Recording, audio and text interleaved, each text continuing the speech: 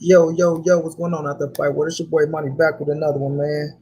And we here to address a few clowns, man.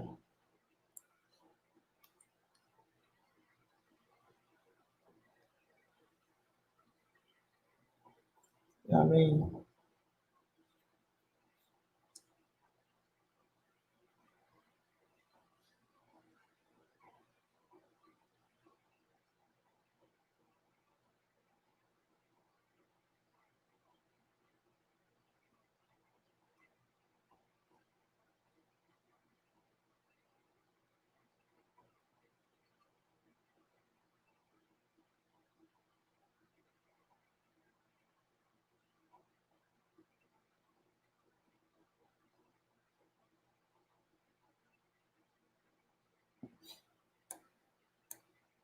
Y'all hit the like button shot come in.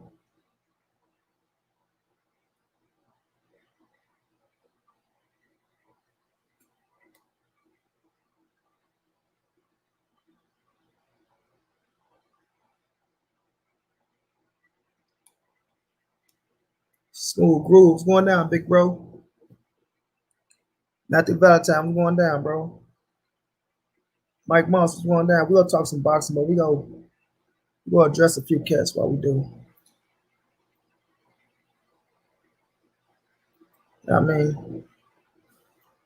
I wasn't gonna even do no live stream today, man. I lost my damn auntie to COVID. I just ain't feeling this shit, but I got done with a little homework, so I got a little time.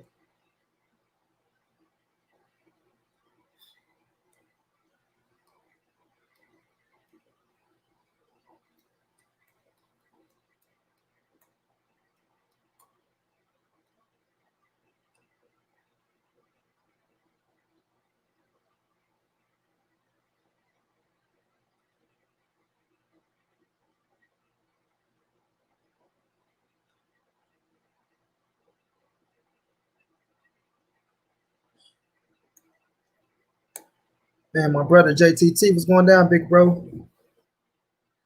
Appreciate that, champ.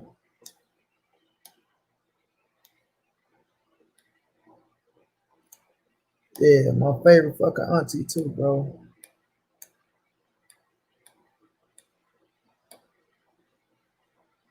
She's so superstitious. Don't drop no salt on the floor. Don't put no head on the bed. Don't touch her feet with no broom. And don't whistle in her house. You hear me?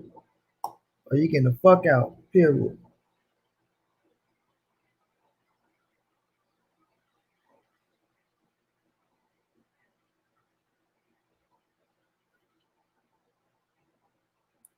Appreciate that, family.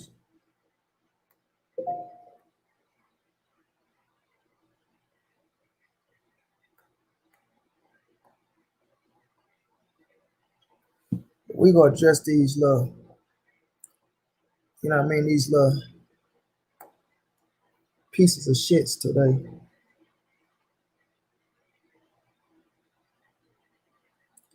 Appreciate that, Ricky. Underground Asylum. It's going down, champ. Appreciate that, family.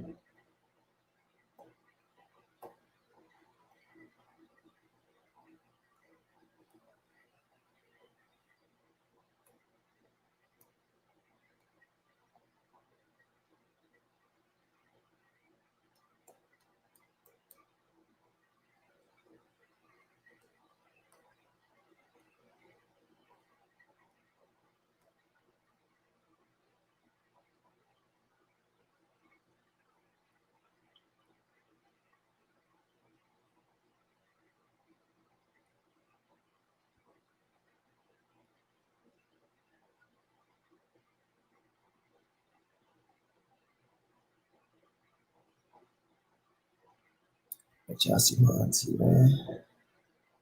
Sweetest little woman in the world, man.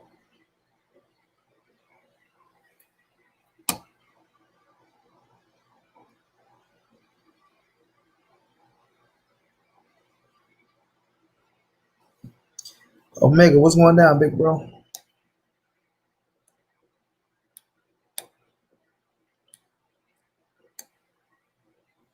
Richard Mass, Shay Girl 85, what's going on?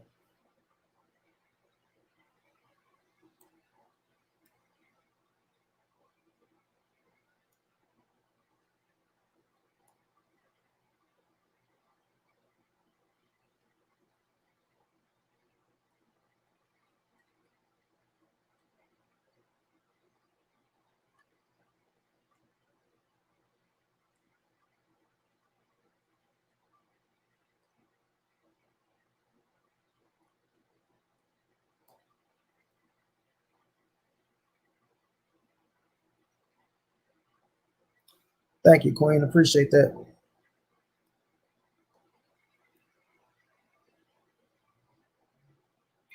I was gonna make 3 videos for these motherfuckers, but I decided I'm just gonna do a live stream and talk about their ass.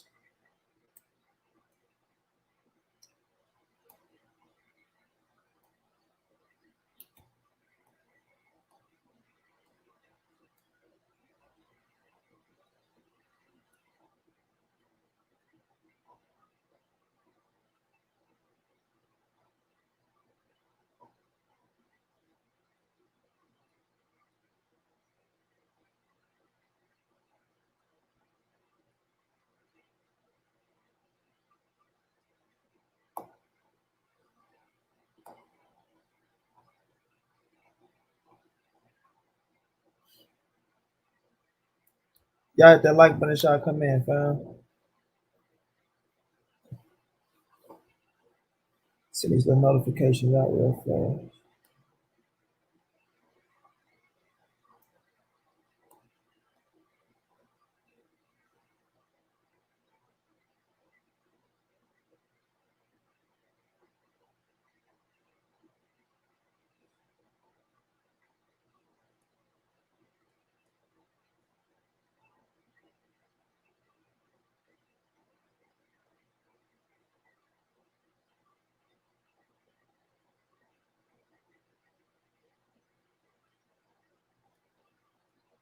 I'm about to get ready to cook down here. I come.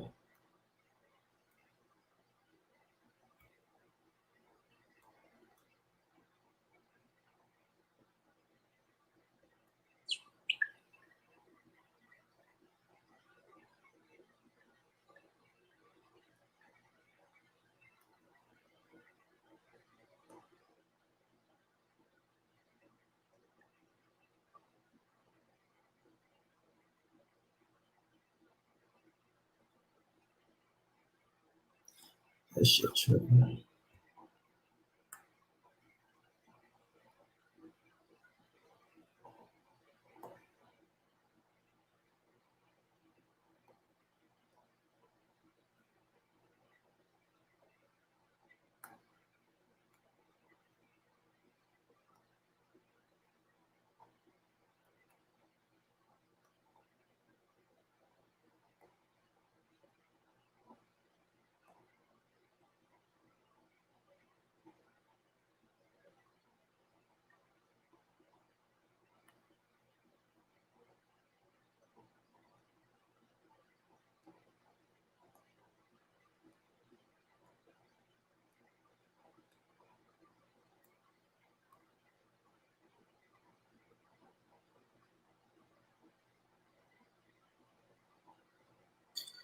Sean Brown, what's going down?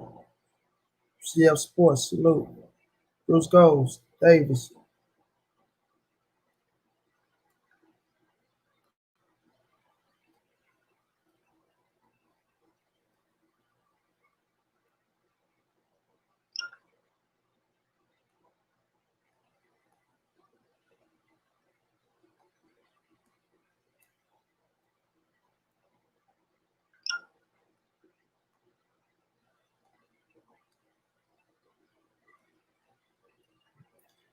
I was in this little Mexican group on Facebook. Them motherfuckers kicked me out. I said Earl Spence go beat Canelo. Them motherfuckers went crazy. I was fucking with them little Mexicans. I had them motherfuckers heated.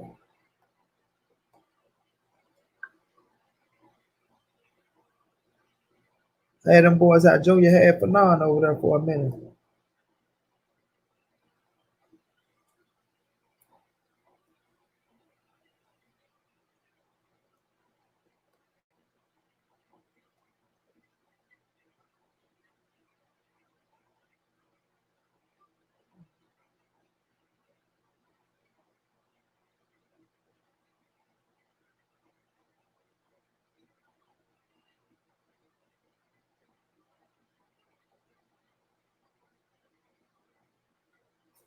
For real, JTT. Them motherfuckers booted me quick. They got that nigga up out of there. They said, I was going to war with about 50 of them little ugly motherfuckers.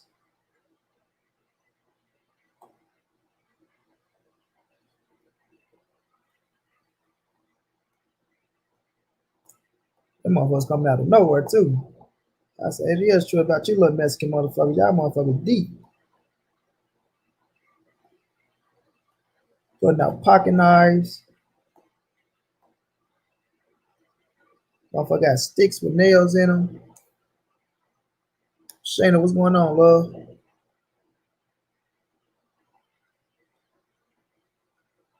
Jaylen, what's going on?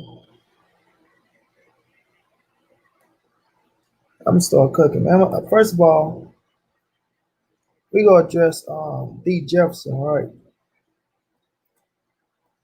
D Jefferson called himself going at 78 over motherfucking Tim female Lopez. This nigga trying to go at 78 and stick up for Tio female Lopez.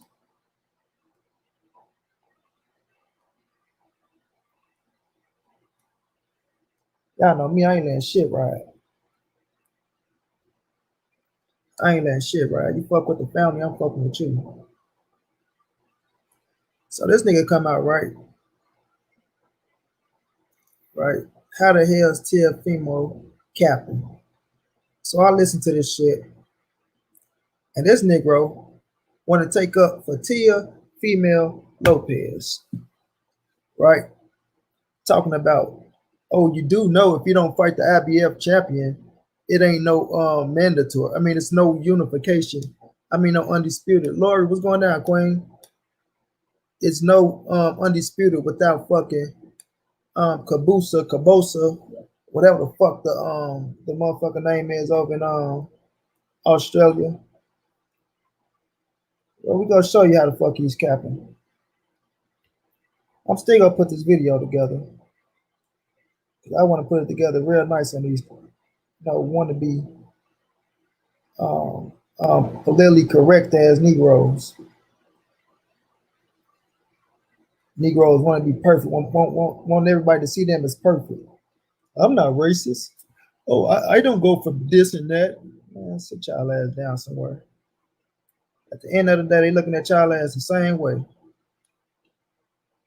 They looking at y'all motherfuckers even worse.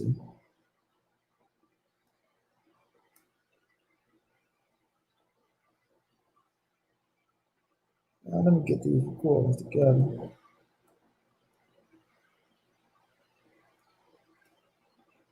Nigga talking about 78. How's he capping? We gonna prove your motherfucking ass how you capping. And I hope you pop your ass in, D Jefferson.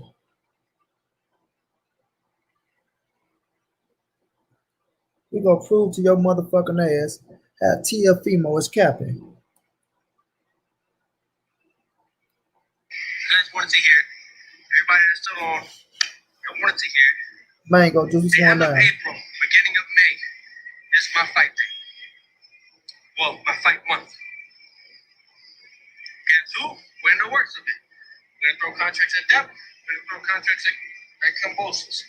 Whatever we get back with, as long as we find a medium, we all agree on the terms, then that's your fight. They're all gonna know. Why you think Devin said April? Everything's already falling into place, ladies and gents. Y'all just gotta wait. Y'all so impatient. It's gonna come. All of it's gonna come. Y'all just gotta be patient with it. These things don't come overnight. Same way it be coming undisputed world champion. It don't come overnight. 18 years of hard work for a reason. You hear what I'm saying? All right then. So, the end of April, beginning of May, me and Bob Arum, we're talking back and forth. We're talking with the other promoters. We're making these deals work. We need a fight, yes. We all gonna fight, yes.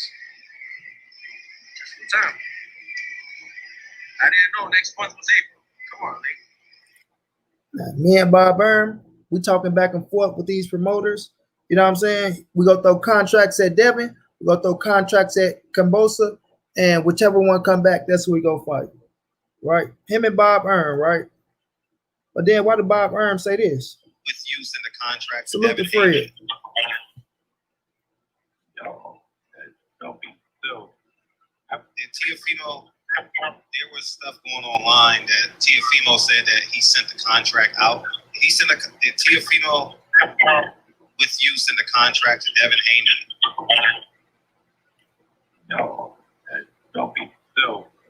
I would, first of all, if anybody wanted to make that match, it would be Eddie Earn, who's the promoter of Haney, talking to me on behalf of Don Frank, the promoter of Gifty Molo, fighting them that contract. That's ridiculous. Okay. And the second half to that is now, how the fuck is he capping? Because Bob Arum just said they ain't in talks with no motherfucker. They ain't sending out no contracts to no motherfucker. You feel me? And we got more, but I ain't gonna play it all right here. Right? But we got more. But we had Bill Haney on our fucking show, right? Me and Keon. We had Bill Haney on, and Bill was waiting by the motherfucking fax machine. Bill didn't even want to go get a haircut because he thought he would go mix the fax. You feel me? So what the fuck you mean has he capping? Has he not capping? How's he not capping? That's why Devin said everything in April is going to line up. And he ain't sent out shit. He ain't sent out shit. You know what I'm saying? So, D. Jefferson, you call yourself going at 78, looking like a goddamn idiot. You trying to call people idiots. You looking like the goddamn idiot. And I pray your ass see this title so you can jump on here and explain yourself. So you can jump on here and explain yourself. You know the saying, bro. When you come at the motherfucking king, you better not miss, nigga. You feel me? You better not miss. And boy, you missed terribly. Terribly. And y'all out here trying to cap for fucking Teofimo Lopez. Right? Not credit. I give Teofimo Lopez his credit. I give him his just due as the unified champion. Right? He beat Lomachenko. He beat him. But if Lomachenko would have fought Devin, we would have seen if Devin can beat him. He never fought Tank, so we can see if Tank can beat him. Right? But T.O. fought him and he beat him. He gets that credit. Right? He do become the number one cat at 135 pounds. That's the unified champion. Because he ain't no fucking undisputed. No matter what the fuck y'all try to say, he ain't undisputed. Right? So he get the credit as the unified champion. But y'all sitting up here falling into this motherfucking hype machine that he feeding you motherfuckers. Because I guess y'all like he's one of y'all favorite fighters or whatever the situation is. But you motherfuckers better see through the bullshit. Y'all better see through the bullshit. You feel me? So you say, oh, without Kambusa, is no undisputed. So you think if he was to go fight Devin Haney, the IBF will hold that fight up? Is that what you're saying? So he can go fight fucking George Kambusa? That what you're saying, D. Jefferson? Huh? You do know they would script him, right? Well, tell me how the fuck AJ ain't getting script for his IBF and they finna try to let him fight Tyson Fury. Right? Because it makes sense money-wise, right? So you're telling me that fucking he's going to gross more money, Teofimo Lopez going to gross more money fighting fucking George Kambusa over fighting Devin Haney. Is that what you're telling me, D. Jefferson? Huh? Why you trying to shoot at 78? Is that what you're telling me, D. Jefferson? That he's going to make more money fighting a fucking George Kambusa than fighting Devin Haney right here in America? Right? Get out of here with the bullshit. Get out of here with the bullshit. You see what it is? Y'all be so quick to try to use the LDBC and use the big dog names, you know what I'm saying, to bring motherfuckers to y'all channel, knowing motherfuckers don't like the LDBC and trying to grow y'all shit that way. You know, and I've been on D shit. He cool. And I'm gonna continue to go on this shit. But when you do bullshit, I'm gonna call you out on it, bro.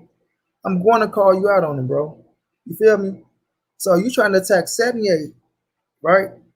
Matter of fact, let me listen to some of this shit you had to say. I ain't really take down shit that you said because I wanted to break that shit down to let you see that you up here capping for a motherfucker that's capping.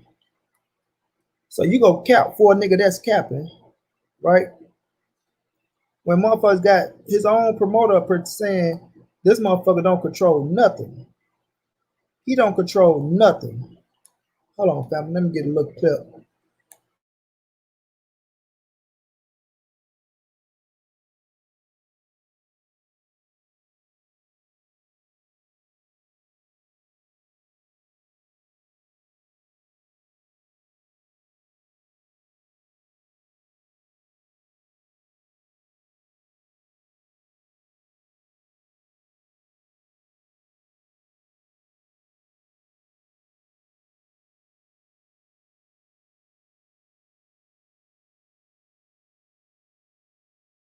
In fact, we're gonna listen to this shit, fam. It's 6 minutes. We're gonna listen to this shit and we're gonna break old D down. We're gonna break old D down. Ben Beatboxing, what's going down, bro? Alright, man. You witty. Exactly, And Mike our Moss. special guest today is none other than 78 Sports TV. You witty. So here we go. How the hell is Teal female cat? See, this is the thing, man. So, and like I tell you guys, I listen. I don't just talk. I listen. Try to listen to him. And what he had to say about the whole Ryan Garcia situation. This episode, You kind of see that the same, because I was saying the same thing. But he goes off into this tangent about Ryan Garcia and Tank Davis, which we agree on. And most of those things was correct. And he titles it now. Remember, the title is Teal Female's Capital. So he says Teal Female Capital. See, come on, man. How you want to fight Hanky now? See, this is stuff I'm talking about. And then they're going to come out saying, Teal Female, we don't want to fight him in this group with that goofy shit. Then he starts talking about Wilder and this, that, and the third, and people hating on that. That was it. Basically, like, he has no validity to even say that this is Captain. But here it is, 78 TV. And why, this is so idiotic for you to even come out this way. See, your main thing, you and everyone else, your main thing is for Undisputed. He needs to see Devin Haney for Undisputed. You guys cannot backtrack off of that now. Because that's what y'all putting everything on. Undisputed. So who the fuck backtracking off Undisputed, D? That's what I want to know. D, I hope you see this shit and you jump in this motherfucking chat room. Cause who the fuck backtracking off Devin Haney fight Teofimo for Undisputed? Who's backtracking? Huh? Who's backtracking, bro? What you mean they can't backtrack from there now? That's what the fuck people trying to see. That's what motherfuckers trying to see. Even the little Ryan Garcia with his captain ass came out talking about they need to fight for Undisputed. See what I'm saying? So who the fuck is backtracking, bro? But you talking about you listen, you don't just talk. Well, you just talking right now. Because Teofimo got you motherfuckers looking crazy out here in these streets. Here's the facts. Baldy. Here's the facts. You know big things about Baldy. I'm a Baldy too. But anyway, big boy. Understand this. Without George Kambosos Jr., mandatory, there will be no Undisputed. Why? Shall I say specifically George Kambosos Jr.? Because it's the IBF. And everybody knows the IBF will strip you. See, they will strip you. Don't give me this nonsense about, a fight with Devin Haney would be more important. No, it won't. The IBF will strip you. Niggas try to cover their tracks because they know it's true. The fight with Devin Haney would be a bigger fucking fight than a fight with fucking George Kambosos, Bossa, whatever the fuck his last name is, over in fucking Australia, dude. Period. You can't show us shit that shows us that a fight with Devin Haney will not be bigger than a fight with fucking George Kambosos, especially if the fight for Undisputed. Especially if the fight is for fucking Undisputed, bro. So how the fuck is it not? How is it not? You telling me the IBF ain't gonna get on board? They ain't gonna want a piece of that money? You feel me? So that means, right, if the man really wanted to fight Devin like he talking about he would be down Bob Arum fucking throat and his back right now trying to make it happen. But Bob Arum is not gonna let him fight Devin. He's not gonna let him fight Devin. On the simple fact of he trying to fill up his fucking coffers. You feel me? He already said on Fred he trying to get the winner of fucking Tank and Ryan Garcia, and we see that ain't happening now because Ryan talking about he got a bigger fight. We should go get on this capping ass as well. You feel me? He talking about he got a bigger fight, and with whom is bigger than fucking Gervonta Davis for you at 135 pounds? Who? No goddamn body. So you capping your goddamn self. So this nigga talking about he's trying to cover the tracks. Don't say Devin is going to be a bigger fight. Yeah, you know it's going to be a bigger fight. Motherfucker, when y'all got to come out and try to say this, they try to say things that you go shoot back with. But it don't work, bro. It don't work like that. It don't work. As much as you try to say that shit, we still go prove the point that Devin is the bigger fight than fucking George Kambusa, Bosa, Bossa, whatever the fuck. Okay, that's the thing. So, no George Kambosos Jr., no Devin Haney, undisputed. Which totally negates the whole point you guys were making about why he needs to fight Devin Haney to prove he's the real undisputed. And that's foolery. But now you're on some other foolery talking about how he's capping. Well, why don't you tell us how? Why don't you actually drop a video, have a live to actually tell us how it's capped? Because you did not give any explanation. Well, once again, bro. Once again, family. Once a motherfucking again, family.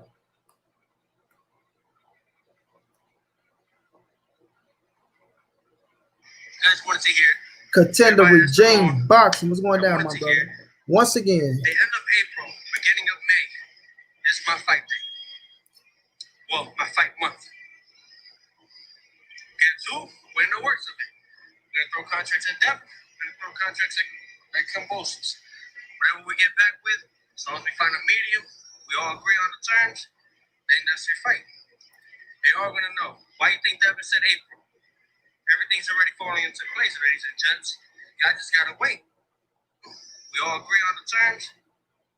Works of it. We're going to throw contracts at Devin. We're going to throw contracts at Cambosos. You want to throw contracts at Whatever Devin? we get back with, as long as we find a medium. So, that what you need to hear, D? That what you need to hear? Or do you need to hear this again? With you send the contract to Devin Haney. No, don't be still. Teofimo, there was stuff going online that Teofimo said that he sent the contract out. Did Teofimo with you send the contract to Devin Haney? No, don't be still. I would, first of all, if anybody wanted to make that match, you know, it would be Eddie Hearn is the promoter, talking to me, right? The promoter of Molo. Fighters don't send out. Okay. And the second half to that is so that's what you need to hear, D. Fighters don't send out shit, partner. Derek McGee, thank you so much for the donation, man. Much love, much appreciated. Fighters don't send out shit, partner. Don't send out shit. Don't send out shit. So how's he not capping? Where the fuck is you at, D Jefferson? How's he not capping? And Contender, you right. Everything you said about that motherfucker, I'm riding with you, bro. Contender said, fuck Teofimo. He don't want no points of Devin Haney. He ducking Devin Haney. He don't want none. I'm riding with Contender. We don't keep playing with these motherfuckers, man. why? But I just told you why it's not capping, you idiot. See, what Devin Haney needs to do. See, Bob Arum's all over the place. Sometimes he says things that's correct. Sometimes he says things that's totally incorrect. He can't, you know, Bob Arum all over the place, huh? Because Bob Arum came out and said that motherfucker is lying, right? That motherfucker is lying. That little motherfucker don't control nothing, right? If Devin was going to fight him, Eddie Hearn would be talking on Devin's behalf, even with Bill Haney. And for your ass, I'll be talking for you. You won't be nowhere around in the room, motherfucker. You feel me? You won't be nowhere around in the room. You understand what I'm saying? Nowhere around in the room. So you agreed on that $4 million that Bill threw at you, but you knew you weren't gonna be able to accept that money. He knew he wasn't gonna be able to accept that money because Bob wasn't going to allow it. Bob wasn't going to allow it. So you act like you accept the money to make it look like that you don't want to. I mean that you want all the smoke. No one is gonna fall back on Bob. Bob gonna say no. It's not gonna look bad on your behalf. But you knew for a fact you couldn't accept that goddamn money, and you knew that you ain't sending out no contracts or you ain't doing shit without Mr. BA making that shit happen. You understand what I'm saying?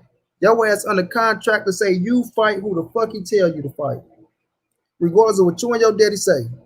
Y'all do not have a joint promotion like Devin got with fucking Eddie Hearn, bro. Y'all do not have a joint promotion. Y'all are under Bob Hearn, and y'all do what the fuck Bob tell y'all to do. Period. Period. So D Jefferson, how the fuck is it not cap? How is it not cap? On anything, Bob Evans says you gotta pick and choose and see what makes sense, right? Some things make sense, some things don't. The man don't lie about everything. Here's one thing for sure. I don't really care what Bob Evans says. You don't really care what Bob Aaron says, the motherfucking promoter, the man that you capping for that's doing the capping, right? You don't care what Bob Aaron has to say. The motherfucker that's talking about your motherfucker, the motherfucker that you capping for that's doing the capping, but he control that man's entire career. He control the man's entire career, but you don't care what Bob Aaron has to say.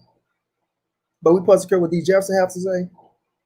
So what you saying got more validity than what Bob Aaron got to say, right? You saying 78 ain't got no validity on what he talking about. So what you saying got more validity than his own the motherfucker who promote him. They got his ass signed under contract. He's on the top ranked promotion. Last time I checked, Bob Aaron runs top ranked promotion. Goddamn me, that's his shit. That's his shit. That's his company. It's gonna be his until he drop dead and he pass it down to a motherfucker. But right now, Bob is still living. Top rank was built by Bob Aaron, right? When you're up on the top rank, you got to get your checks from Bob Aaron, right? So how the fuck you don't care what Bob Aaron has to say? How the fuck did you just go dismiss everything Bob Aaron has to say and tell us to listen to your motherfucking thoughts and what you think is going on? Are you crazy or are you fucking dumb? Which one is it, D? Are you crazy or are you fucking dumb? Right? But you want to try to shoot at 78 talking about he don't have no validity on what the hell he talking about. But you sitting up here and you capping for this motherfucker, and he don't just clear as day talking about he's sending out contracts. Bill Haney didn't go get a fucking haircut because he wanted to wait for the motherfucking contract to come through on the facts. He didn't want to miss the shit, right? Nothing came through. Like my man, the Brotherhood say, Bill been sitting by that motherfucking fax machine for 48 hours straight. Ain't nothing come through, right? Just to get Bob Aaron to say, man, we ain't sending out shit. That little motherfucker is lying. He riding us like how he beat Lomachenko. You feel me? But that hot air balloon will come down in a minute. Feel what I'm saying? Talking about what Devin Haney got to do to get a fucking fight with you. Man, if y'all sit the fuck down, Devin Haney is the real WBC motherfucking champion. Right? Your ass is unified. If you don't want to fight him, just say that shit. Just say it. But quit all the cap. Think Bob Aaron was the biggest snake in the game. However, he said it clear. Devin Haney needs to do something with himself. Now here's the thing. Since Bob Aaron is the guy he has to work with, maybe he needs to go fight something and do something with himself. Because in this time of boxing, in this atmosphere of boxing, 78 and winning, they have to make money. And Devin Haney couldn't sell ice water in the desert. Okay? That's the problem. He had a mediocre, boring ass performance against Kyrgios Gamboa, and that was his time to shine on his own, and he didn't shine. Supposedly, supposed to put on a better performance than Crawford, a better performance than Tango Pete. Now, when I get to try to bring it up what motherfucker did in their last fight, Devin beat the boy ass, period. He beat the man every round. He beat him every round, right?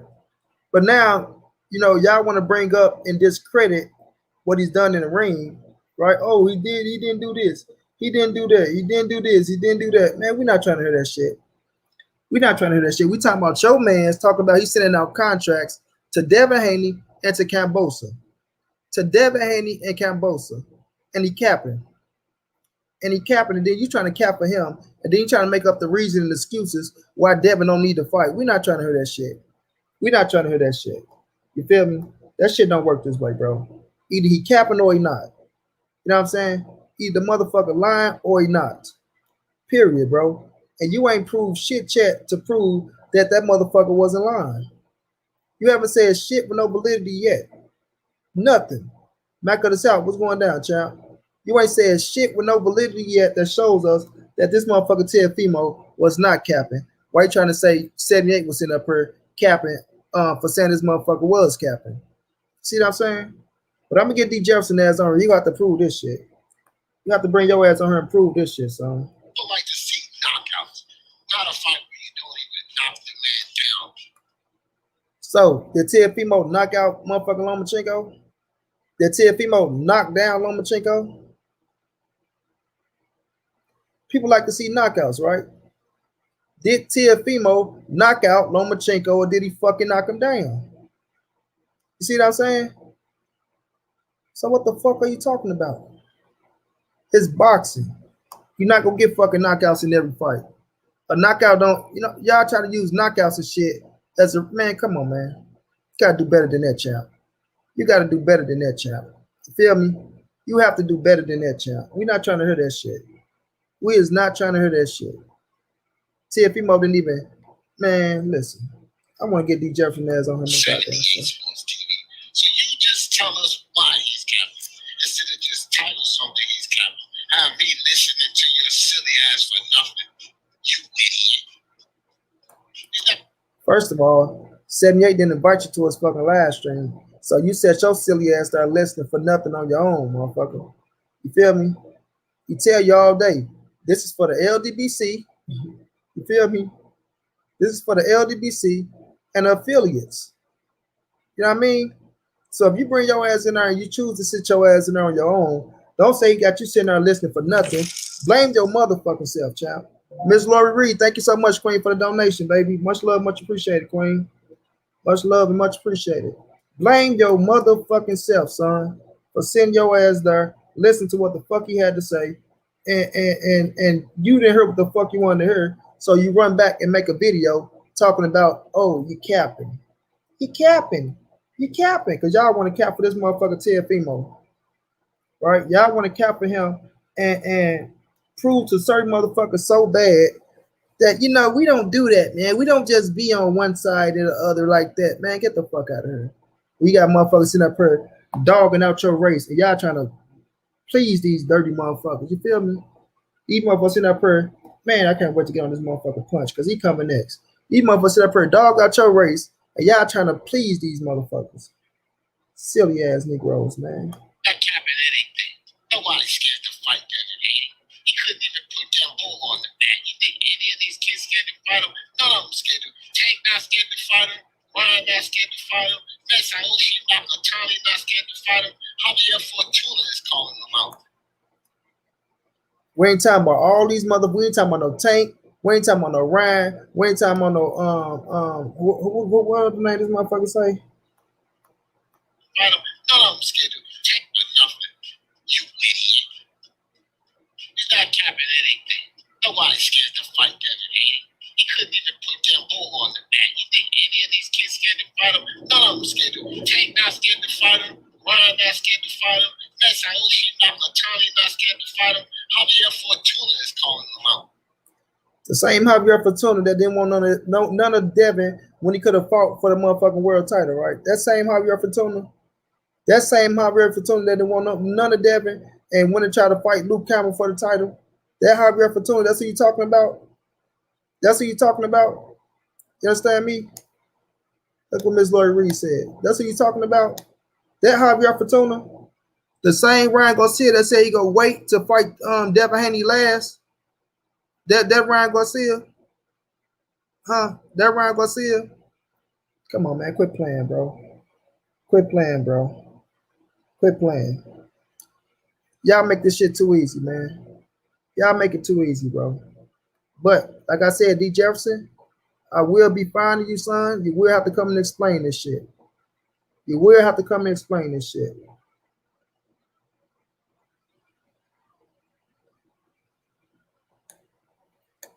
Oh, he said that shit?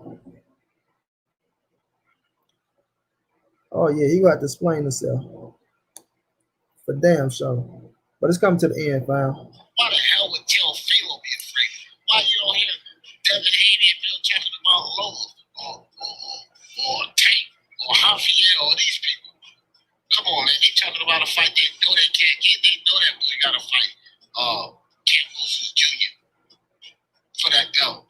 That's what the cap is, 78, you idiot. So get it right. Get it right, because we are back, everybody, with the You Idiot episodes. And thank you for our special guest today, 78. You idiot.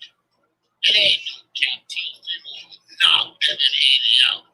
Bet that. And for the number sports. Send his ass up here tomorrow. You idiot. Battle ready fitness. What's going down, bro? So we just proved you wrong on every fucking thing you said, D. You ain't got no validity on shit that you was talking about.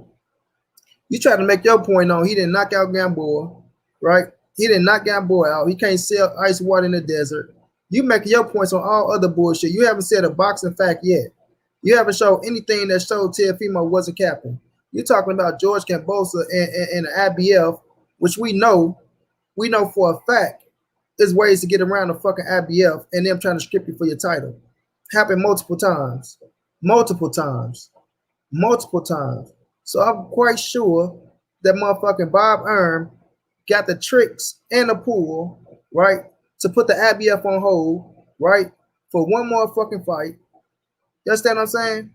And let that shit happen for Undisputed with Devin Haney and Teofimo Lopez, because we know for a fact that fight will gross more money than Teofimo Lopez and George Kambusa. But your man the one came out of his own fucking mouth. Your man the one came out of his own mouth talking about he's sending out contracts to Devin Haney and to George Kambosa. You feel me? But you send your ass up here trying to cap for this motherfucker, right? You trying to cap for this motherfucker with no facts behind it, bro. None. None, D. And you looking like a fool out in these streets. You need to look yourself in the mirror and call yourself the motherfucking idiot for capping for an idiot, bro. For capping for an idiot. You understand what I'm saying? Now, y'all, we gonna move over D Jefferson. We gonna get to this corny motherfucker punch drunk boxing. This corny ass motherfucker here.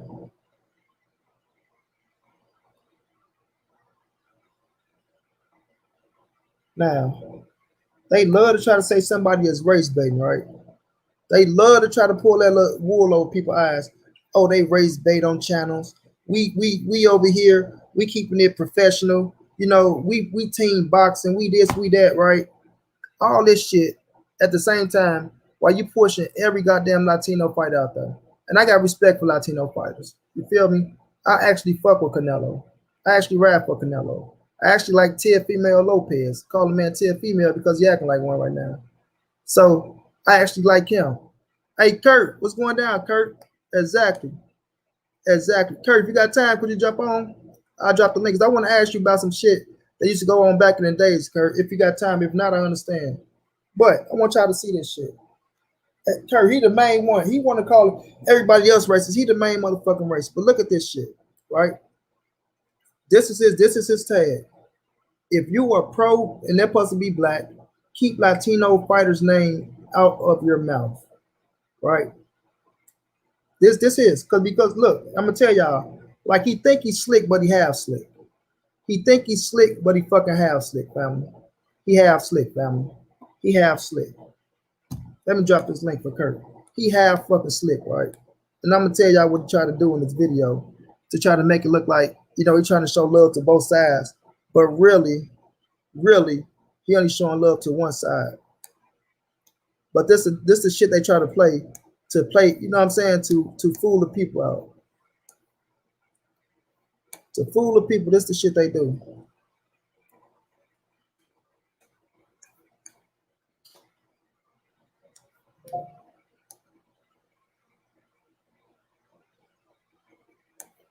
Hold on, I forgot to copy. This is the shit they do.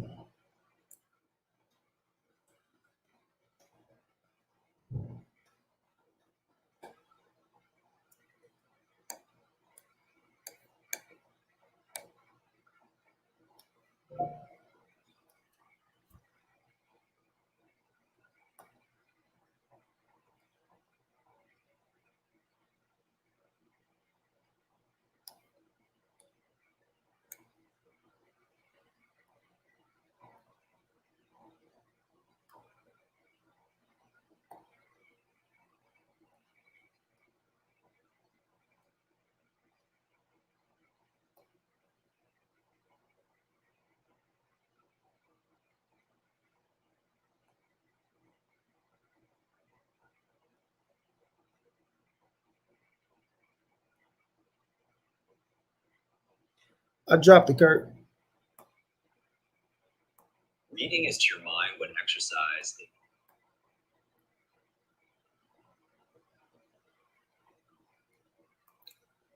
These are the little games they play. So what he did, right, y'all? You know, if they got to keep saying how unbiased they are, they're racist. Exactly, bro. So what he do is he want to say, okay, everybody keep Latino names at your mouth. Man, salute to the legendary, the one and only. When we talking about a real boxing historian, I don't think there's no other motherfucker on planet Earth right now that know more boxing than this man right here. Kurt, shit, what's going down, Kurt? Money Brown, man, thanks for inviting me, man. What's going on, my brother? Man, my platform is your platform, Kurt. You know that for a fact, man. You know that for a fact. I appreciate that. I appreciate that. I really do. So, Kurt, okay, I just got on one class. We're trying to talk about 78 and saying talking about T.O. is not ducking when we just proved. Well, he say captain. I ain't gonna say duck. I'm gonna say captain. And we just proved that he was talking about he sending out contracts, and he ain't sending out shit because he don't control shit, right? So now I'm on Punch Drunk, and his title was this, Kurt. I don't know if you've seen it or not, but he came out and he said, if you are pro-black, keep Latino fighters' names out your mouth, right? So this was the thumbnail. This was the thumbnail. Because he know, right? And this how he do. He really pushing the Latino movement, which I don't got a problem with. I ain't got a problem with you pushing your people. You're supposed to push your people, right? But don't get pissed off when other people push their people. But in this little video, he was about to say, you know, if you go diss Canelo, if you go diss Tip Lopez, you know what I mean? Get their fucking names out your mouth. Now he want to say their names, and then you know if it is vice versa. If you're any other race or any other nationality and you don't like another race, you need to keep their names out of your mouth. But you don't want to say their names. You don't want to say the names of the black fighters. But we want to keep saying all Latino names. You know what I'm saying? The fight with Latino shit like that. Which I don't got a problem with, but I'm just saying that shit. But he like to create, you know what I mean? He like to create that version and he like to talk about all this race shit, you know, and try to pin it on one side. But when it really come down to it, right? He don't never talk about the root of the shit. He don't never talk about the motherfuckers who really is racist. You know what I'm saying? Now he won't say shit about white people. He won't say shit about white people. But he has everything he do. It's blacks that's racist against Latinos. It's Latinos that's racist against blacks. Man, that shit sounds stupid as fuck. It sounds stupid. You know what I mean? Because if you really look at it, how the fuck can we be racist? And I look at it the same way.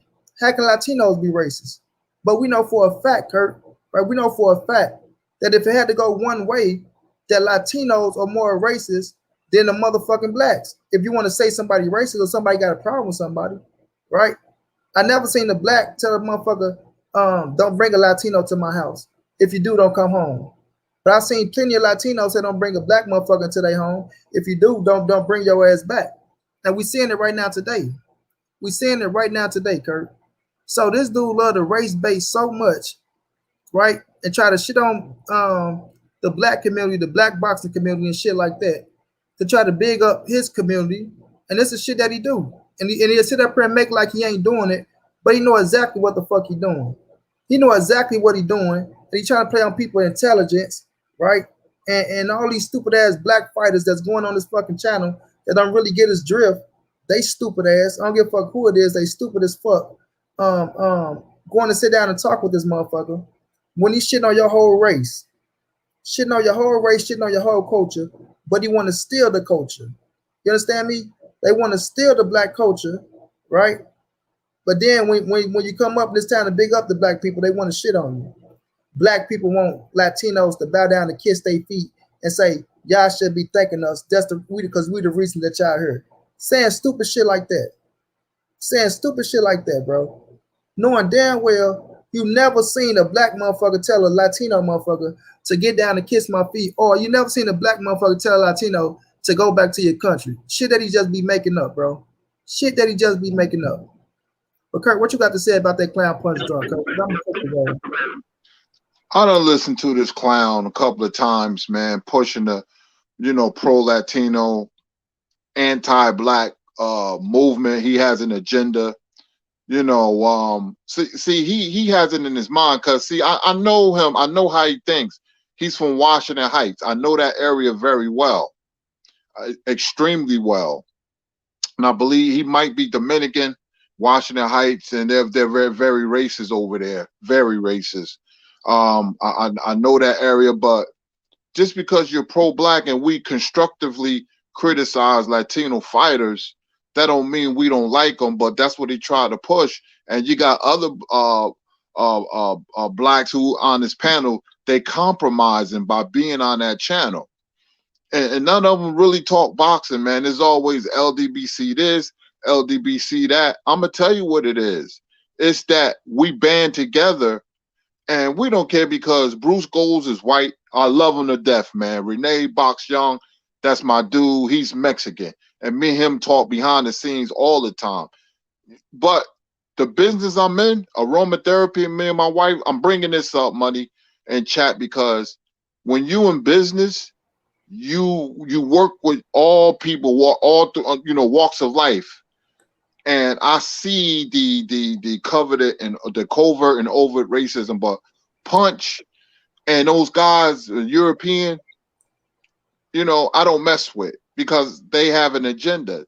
They can cover it up. When they say those LDBC guys, what they're trying to say is those black guys, because we have neutralized boxing on YouTube. We got BFTB, we got Phenom, we got everybody. That's all they can do is crack corny jokes, and them other clowns who I cursed out last year, BDA. I went at them. I was gonna be lenient, man, but I'm coming at people next, man. I'm not the type of guy that's gonna sit back, oh, let it go and this and that. Don't worry about it. I'm not compromising. I'm slitting throats this year, and I'm always waving the LDBC flag. See, they don't come at me. They don't come at me, but I'll be going at them. And you know what I'm saying? And it's like with D. Jefferson, man, I want to like him, man, but he always going at black fighters, man. Because I got on him and his boy, he blocked me from his channel and stuff. And now it's like blood, what blood is doing, blood, has open links. So our enemies be joining blood, and blood is cool. Blood is like my brother. And he the one that put me on when I first got on YouTube. We did the 81 heavyweight series. And they come in there and they be trying to act neutral. But I remember one guy I used to do a show with, and he from England. He didn't know I was listening. He called BFTB a gorilla. And I always knew he was racist. I just couldn't prove it. But when he said that, I said, nah, that's it. Now he trying to hit me up on Instagram, and I'm not having it. I'm not, man. But Punch, though, you can look through the with him being a hypocrite and look through the covert racism. I love Latino. I love white people. I love black people. That's so phony. He said that last week. I started laughing. I said, no, you don't. But see, here's the thing, money. Since I got into boxing at 7 years old, my father, what's going on now? My father schooled me very well. He said, this is what you're going to be faced with. You're going to see racism through the sport of boxing. Art imitates life. It's everybody against us, because when that Mayweather Pacquiao thing went down, everybody jumped behind Pacquiao. Mexicans was like, Mexico, Pacquiao, we're behind you. We're behind you, all Mexican. We room for you, Pacquiao, because they put so much in beating Floyd, and it didn't happen.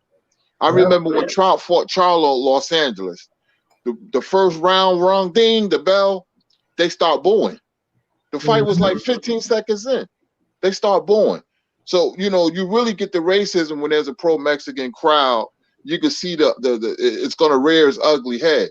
The way I feel is everybody against us. It's us against everybody, because truth be told, and this is fact, we dominate the sport so much and so bad. It's a lot of built-in frustration, but see, they're not going to let you know that, because they're going to stay on code.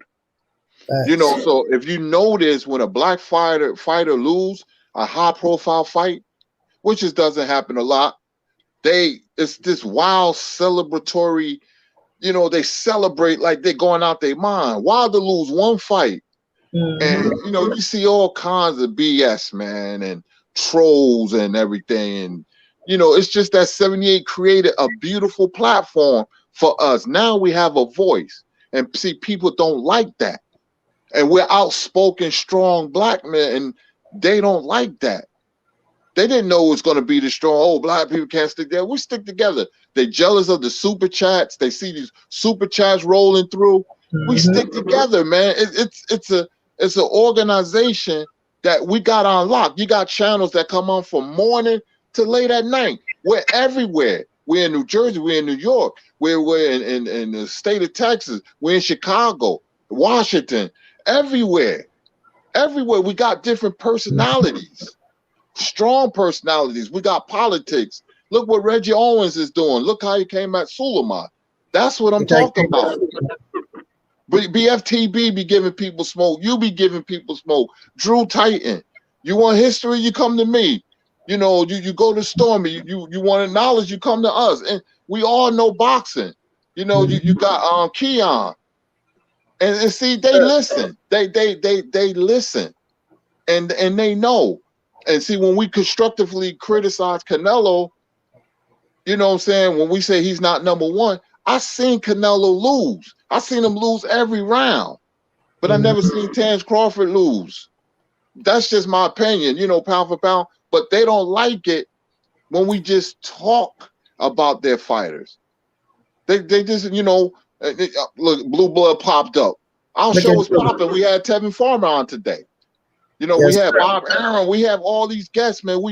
We have consolidated, neutralized boxing on YouTube, and they don't like it. But that dude Punch Drunk, you know, he's a racist, passive aggressive. Let me show you too, Kurt. Let me show you. Look at this. Look at this.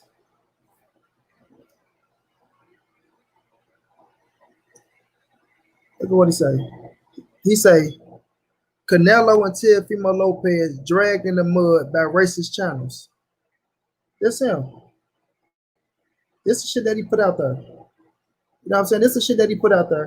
And then not only that, we got another one right here. We got another one right here that says Canelo Alvarez, #1 pound for pound. If you disagree, either you are a hater, racist, or blind. Like, why do you got to put hater and racist in almost all of your shit? You know what I'm saying? Yes, So, I'll debate him on that. He ain't number one.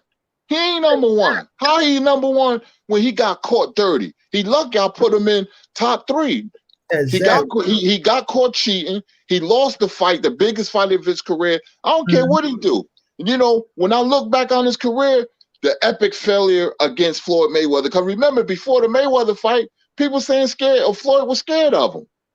Floyd ain't gonna never fight him. And Floyd whitewashed him. Took him to the woodshed. Right. They was trying up and down. Canelo was the man to beat him. They built Canelo up on the way back. He was on about 4 fucking undercards. Back to back. They built him up on the way back. Then they go try to put him down like he's gonna get one to beat him. You know what I'm saying? So you want to come out and talk all this shit, right? And like I say, Kurt, I probably want to show. I probably want to show up. Oh, he made a video about me and this and that. Yeah, so his whole thing is a black person told him to go back to his country, Kurt. A black man. A black man just, I said, so what's the reason the black man tell you to go back to your country? Oh, maybe he heard my accent. So now you want to play on every intelligence. You want to put out there, oh, you know, Latinos got accents. So, you know, they don't like that. So that sounds stupid as fuck. So that man just told you to go back to your country because he heard your accent.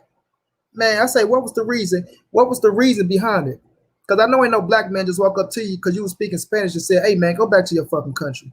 I know that ain't true. I know that ain't true. But he want to keep trying to play on us, Kurt, and acting like he curved like for the entire sport, but he really don't. He really don't. He want to see black fighters fail. He want to see Latino fighters rise to the top. You know what I mean? That's what he want to see. But we just run this shit. And I like you say, Kurt, man, I'm not for the sugarcoat shit. I'm not for to hold nothing back for none of these clowns, bro. None of them. of them, bro. They see black fighters running this sport because you look at every division.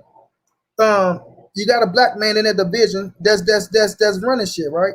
Okay, you can say Canelo at 168, but he don't want to fight Cholo, right? He don't want to fight Cholo. He don't want to fight motherfucker Demetrius Andrade. Why that stupid ass sitting up there on Punch show? He dissing black motherfuckers. He don't want to fight Demetrius Andrade. He's saying they'll fight Earl Spence. I even got Earl Spence whooping his ass at 160. I don't care what none of them say. Earl will beat him at 160, right? So you want to sit up here and talk that shit. Then you talking about Teofimo. He don't want no smoke with Devin Alexander. I mean, I'm gonna say Devin Alexander, Devin Haney.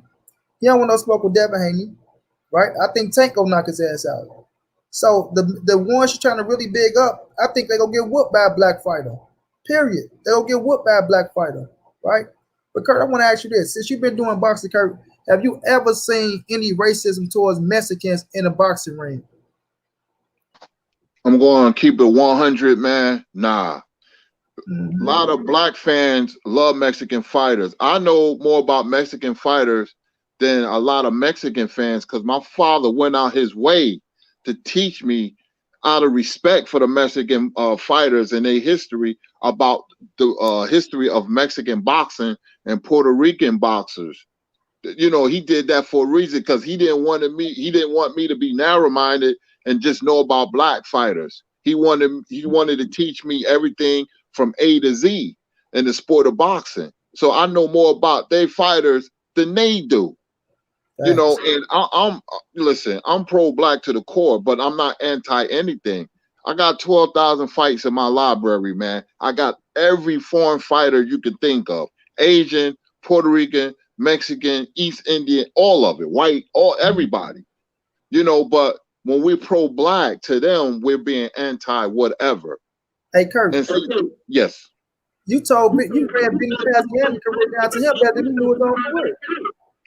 Oh, you remember the interview? I had fun with Benny Pazienza. But I'm being honest, money, man. But that's we're not allowed to show pride, man. It's weird how people view that. We're not allowed to root for our fighters and root for them openly and have pride about our own, man. They can wave flags, and I don't got no problem with that. You know, that's very noble when you stand behind your race. You're supposed to put your race on a pedestal. But Teofimo beat Lomachenko. Now they want to push him to the Hall of Fame. I got to see more. Okay, that's a good victory, but I see flaws in Teo too. Now, just because I say that doesn't mean I'm anti, because he's good for boxing, but he has turned into something else since the victory over Lomachenko. He turned into a diva. Big time diva. Tell me what Devin got to do to get the fight. But you talking all that. Even after the fight, I'm going to fight them all. You know, first name came out your mouth was Devin Haney. They didn't ask you about Devin Haney. You brought up Devin Haney. You see what I'm saying? But now you sitting up here, you talking about all this shit and all that. Like, okay, I'm with you, Kurt. I give him credit, right? You beat Lomachenko, bro. I give you credit. I take nothing away from that. I don't take no credentials away from no fighter, Kurt. That's just me. If you earn that shit, I'm gonna give it to you.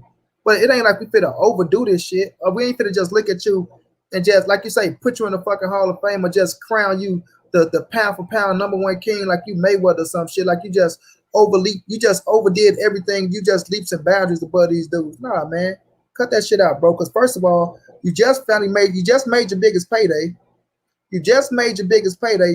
Blood, what's going down, blood? You just made your biggest payday, motherfucker. Right? That wasn't even over 2 million. But now you want to sit up here and you want to, like, you finna just call all these shots, right? And that's what this what the dude Punch don't like. Even he pissed Blood off because Blood was calling him Moonshine. I didn't know who the fuck Moonshine was. I knew I just got on Punch drunk ass, but I didn't know his name was fucking Moonshine, whatever the fuck it was. But he pissed Blood off to where Blood came out and got in his ass. Like Blood said, he never remember when there was rules put in play for a Mexican fighter, right? It was never fucking rules put in place like if a black fighter get that whole check taken, or like Joe Louis, if he knock out a white motherfucker, you can't celebrate. You know what I'm saying? How long it took a black fighter to get a fucking world title shot? You know what I'm saying? Like, come on now, bro.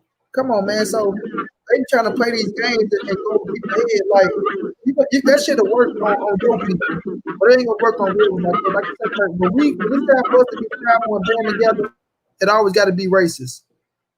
It's always got to be racist. We big up Earl Spence, we big up Wilder, we big up Terrence Crawford. We always got to be racist. You know what I mean? But when it comes in, and you said Canelo's talking about, like you said, female, you get that for all the Latinos, and they want to big that shit up, and we don't say nothing wrong about it. Like, okay, good. But we come to our own and we want to big our own up. Oh, there go them racist channels again. Oh, there they go. You know what I mean? And then they sit in your shit like you asked them to come. Did nobody ask you motherfuckers to come here? You motherfuckers come here on your own and hear what y'all want to hear. You feel me? And he didn't get that Wilder interview first, and we didn't get that Wilder interview. It drove him crazy. It drove him crazy, bro. Cause like when he didn't get the interview, Blood said, "Yeah, I got on his ass on another live panel. He just blowing smoke." When he didn't get that interview, Kurt, because Tay Jones tried to get him the interview, he come back when he didn't get the interview and say, "Oh, they didn't give me the interview because they wanted me to spin the narrative, and I wasn't about to spin a narrative." But he never had a conversation with Wilder. You never had a conversation with Tay Jones. Wilder and his pops heard you talk about they don't want to hear about black people's struggles. I mean, yeah, like, yeah, what the fuck you say? Other Latinos don't want to hear about black people's struggles. They not gonna feel sorry for black people. And he was saying all that bullshit. And you know, when Wilder heard that, he probably like, I ain't going on that fucking channel. Who the fuck you think he talking about? He want to down my people? You know what I'm saying? But then when Tay get back on there, he didn't want to give me the interview because he heard what people were saying on the panel. Tay like, nah, motherfucker, he heard what you said. Whatever you said. Then he want, he must have been talking about when I said, no, you know exactly what you said. But you want to play on people's intelligence like people are stupid, bro. You know what I mean? He think people are stupid, but he do that shit, Kurt, and then he try to make it like, oh, I'm not being racist because I can give this fighter credit and I can give that fighter credit. Or he want to talk about black fighters while he talking about Latino fighters. But you ain't got no choice but to talk about black fighters. You ain't got no choice. Nobody got no choice but to talk about black fighters. But if it was black fighters in the game, there won't be no difference. And that's a fact. I'm gonna tell you something, Money, and you broke it down beautifully. Next month is Black History Month and all that, and I was thinking about doing the rise of the black fighter from 1938 to 1949. People, because I want to teach black fight fans about the history of the black fighter. There's a lot of black fighters that are great that people never heard of. Like there were 3 waves of Murderers Row. There were so many black fighters that was dominating. They had to split the titles. They had to segregate the titles. They had a title called the white heavyweight champion. That's a true story. That's not the slang word. That was the actual title that was on the belt. You know, and I might do something next month with that. I'm really thinking about it, man. And you know, we've been dominating the sport since 1805, man. They try to monopolize the boxing game away from black fighters, but you can't monopolize and keep it away from fighters who had the most talent. And like I said, I respect other fighters, man, but I respect my fighters more because we are the best and the most dominant fighters that boxing has ever produced. That's not opinion. You know, I stand on that. That's proof. I got irrefutable facts. Sugar Ray Robinson is the best fighter ever. Even Canelo got Muhammad Ali and Sugar Ray Robinson on his wall. But a lot of people don't know, because I talked to a lot of commissioners and judges. Canelo flies down black fighters to his training camp secretly, and so he could show him little nuances of how we fight. You know, Bernard Hopkins, when he beat Kelly Pavlik, he went to Kelly Pavlik corner, and anybody in the chat, you can look at it, and he said, "I'm gonna teach you how to fight like a black fighter, Kelly. It's not a race thing; it's a culture thing." And that's what Bernard told him. You know, so boxing has always belonged to us, and I'm being selfish in saying that. It's just my pride that's coming out. That's all. And that dude Punch, man, I listened to him, man, and he just have an agenda, you know, and he just hating on us, man. And it's a lot of factors. It's the LDBC, you know, it's the inability to knock black fighters off their perch. You know, look, when Wilder, they make fun of Wilder, but when Wilder finished, when we talk about, man, the hardest hitting heavyweight, we're going to talk about Foreman. We're talking about Shavers. we're going to talk about Tyson, and we're going to talk about Deontay Wilder. But he was a champion for 5 years with 10 title defenses. That's not bad. If I was walking down the street, somebody said, you're going to be champion for 5 years, 10 title defenses, have the highest knockout ratio in boxing history. You don't think I'll take that? That's right. I'll take it in a heartbeat. I'll take it in a heartbeat. Not only that, Kurt, then if they tell you you'll be cheated out your title, that'll be even better. That'll be even better if they tell you you're gonna be boxing for 5 years, gonna have 10 title defenses, and the only way you're gonna lose your title is they're gonna have to cheat you out your title. They're gonna have to cheat you out your title. You understand what I'm saying? So it's like they can talk about Wilder all they want to, but Wilder's still prideful. Like I say, Kurt, I was just in the Mexican boxing group. I didn't really realize it was an all Mexican boxing group until I put in there Earl Spencer beat Canelo and Wilder still a king. Boy, I was going at it with them motherfuckers left and right, back and forth. They had to kick me out, that motherfucker. They kicked me out. But, wow, man. But I'm just saying, money, man. Like Bruce Gold, man. He's in the chat, man. You know, he's white. I regard him as my brother, man. Bruce Gold, so intelligent, so cool. I could talk to him all day. So when Punch said we're pro-black, anti this and anti that, that's a lie because we have other nationalities, you know, in the LDBC, and we don't get on them. Everybody loves Bruce Gold. Everybody loves Renee Box Young, and he's Mexican, and they wanted him to conform to them, and he said no. You know, he said no because he ain't with the BS, man. We're fair here. I criticize Terence Crawford, and I'm a huge Terence Crawford fan. And if Crawford and Spence don't fight, I'm going to give both of them smoke. I'm going to blame both of them. I don't romanticize any fighter.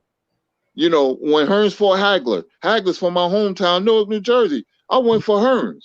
I lost money, but I went for Hearns. But I'm not going to romanticize any fighter. I'm going to call it like it is. I'll say this, Kurt. See, Will, when did we say boxing is not for you? Say boxing is for everybody. So you gotta say what do you mean by that? Because that's all we've been saying is boxing for everybody. But we bigging up our own because we're making a point over here. So we know boxing is for everybody. I like all fighters, man. All fighters. I got some of my favorite fighters ain't even black right now.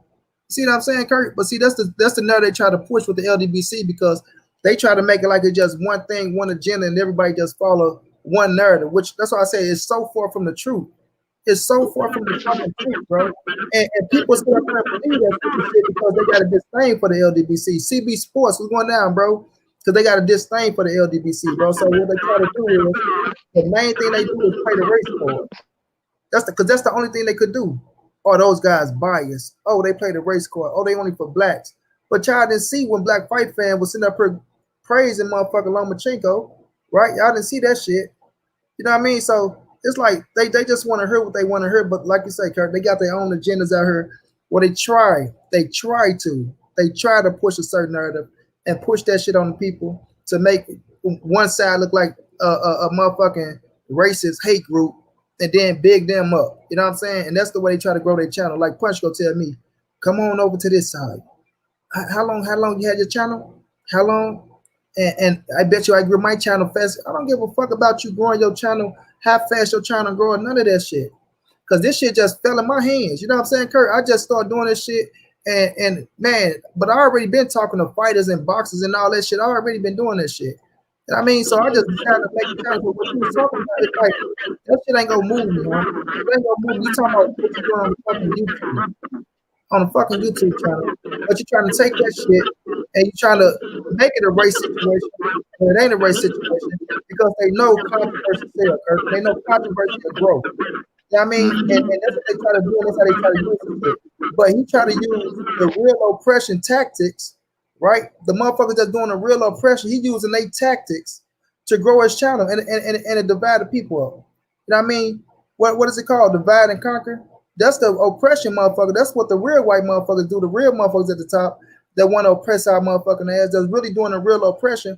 But he never said one word about the real, like the root of racism. When he wants to keep talking about racism, he will never get to the root of it. Because when you say racism and you want to call people racist, you know what I'm saying? Talk about where the shit came from.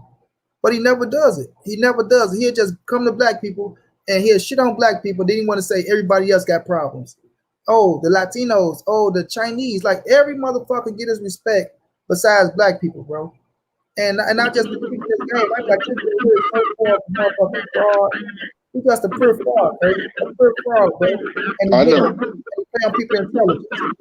Yeah, when he told me when he said he's from Washington Heights, I said okay. And the narrative he tried to spin. Listen, I'm going to do top 10 white fighters. I'm going to do something called tough white fighters. I'm going to do something top 10 Italian fighters, top 10 Irish fighters. I'm doing all that because boxing is the one place I call it my sanctuary. But unfortunately, people who go against the LDBC or have something personal against the LDBC, they trying to spin that narrative and put it on us, man. It's that old trick, man, that psychological BS that we ain't falling for, man. And you know, he's leading the pack.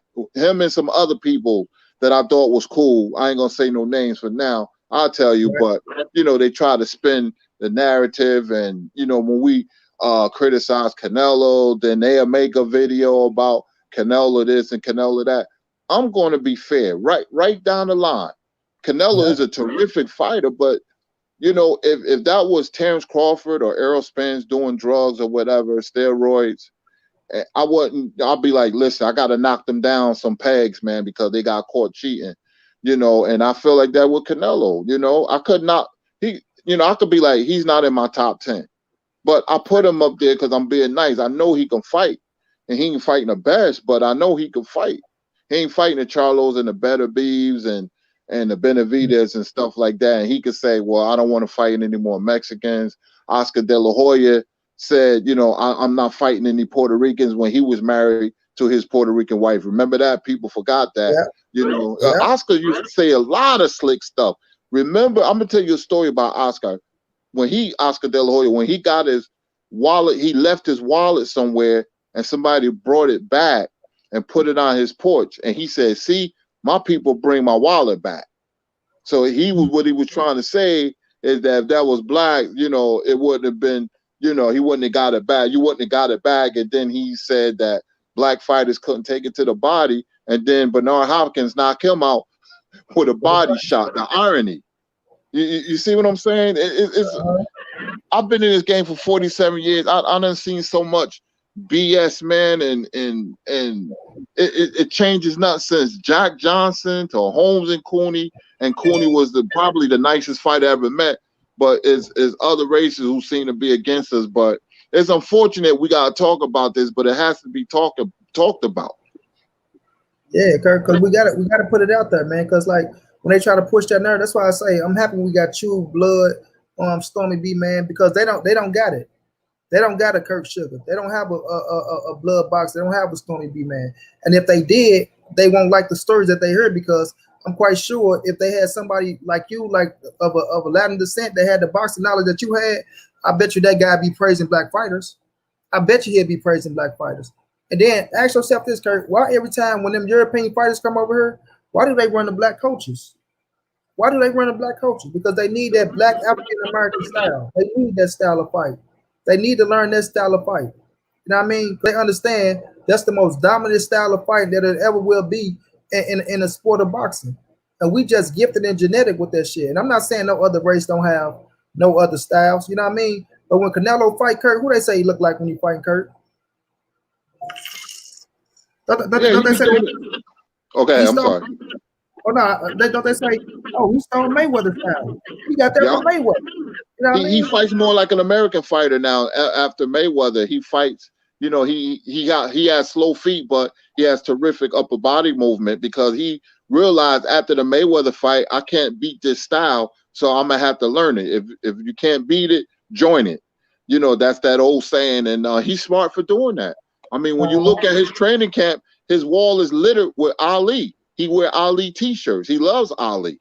He can't move like him, but he understands the rules of engagement. He understands that I have to fight with a certain type of rhythmic and perpetual motion.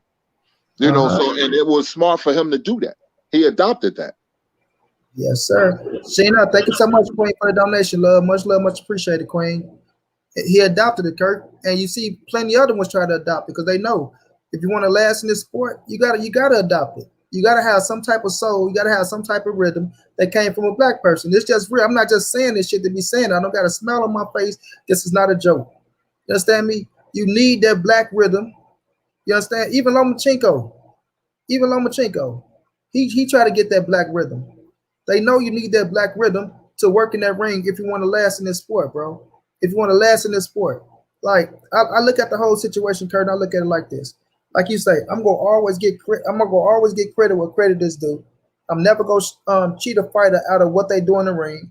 Even with Canelo, Canelo is one of my favorite fighters, and I do got him on my pound for pound list. But I got him number 3. I got Earl Spence, Terrence Crawford, Canelo. I had him number 2, but now ain't number 3. I got Earl Spence, Terrence Crawford, Canelo. Some people might have Terrence Crawford, Earl Spence, Canelo. Some people might have Jamel Charlo. You know what I mean? But when you look at Canelo Alvarez, and if people really want to say it, how long has he been on that shit? How long has he been on Ken Brutal? We don't know. But it's like you say, Kurt, we can still look at his style and we can still look at his skill set to say Canelo is a bad motherfucker in that ring. You know, you have to be a fool to say that he's not a bad motherfucker in the ring. He's a bad motherfucker in the ring. He can fight his ass off. I'm not taking nothing away from Canelo. Canelo can fight his ass off in the ring. But I also see my black fighters who can fight their ass off in the ring, right? Charlo, that's a 50-50 fight. Earl Spence, a 50-50 fight. Demetrius Andrade is a 50-50 fight. Like, what they think they see in him, because when I look at it like this, Kurt, Sergey Kovalev, in my opinion, is not a better fighter than Earl Spence, Jamal Charlo, and Demetrius Andrade, right? Callum Smith is not a better fighter than, and I'm talking about style-wise, Kurt. I ain't talking about interim, I'm talking about style-wise. Is not a better fighter than Jamal Charlo, Demetrius Andrade, Earl Spence, right? And who else he beat? Danny Jacobs, in my opinion, is not a better fighter than Jamal Charlo, Earl Spence, and Demetrius Andrade. So when I say that to say, because when they were asking me, how can you say Earl Spence can beat Canelo Alvarez? I'm gonna give y'all as a reason why I think. The only thing they'll talk about is Earl Spence don't got more power. Well, Mayweather didn't have more power. Power ain't the only thing that win fights the last time I checked. You know what I mean? That ain't the only thing that win fights, but y'all stuck on the power shit. Like, oh, Canelo go knock this person out, knock that person out. He's not knocking out everybody. He didn't knock out Danny Jacobs. He didn't knock out Austin Charles. He didn't knock out Laura. You know what I mean? He didn't even knock out fucking Caleb Smith. So y'all get pissed off and say he ain't gonna knock out Charlo and Andrade and Earl Spence. So man, when you fight the top of the top, you gonna get a good ass fight. But I ain't gonna sit up there and say that Canelo can't win those fights. Because he can. But if I got them dudes beating him, that's my opinion. That's how I feel about them fights. But they get pissed off and tight up the ass. But if they was to turn around and say Canelo would beat them, I understand. I ain't gonna knock you. But if we say a black fighter gonna beat them, then we gotta be racist, we gotta be haters, or we gotta be a biased motherfucker. Which is crazy to me, Kurt. That's just crazy. Yeah, and you're right saying, you know, everything you said. You know, I mean, I'm a Canelo fan. He's good for boxing, but he's not above criticism.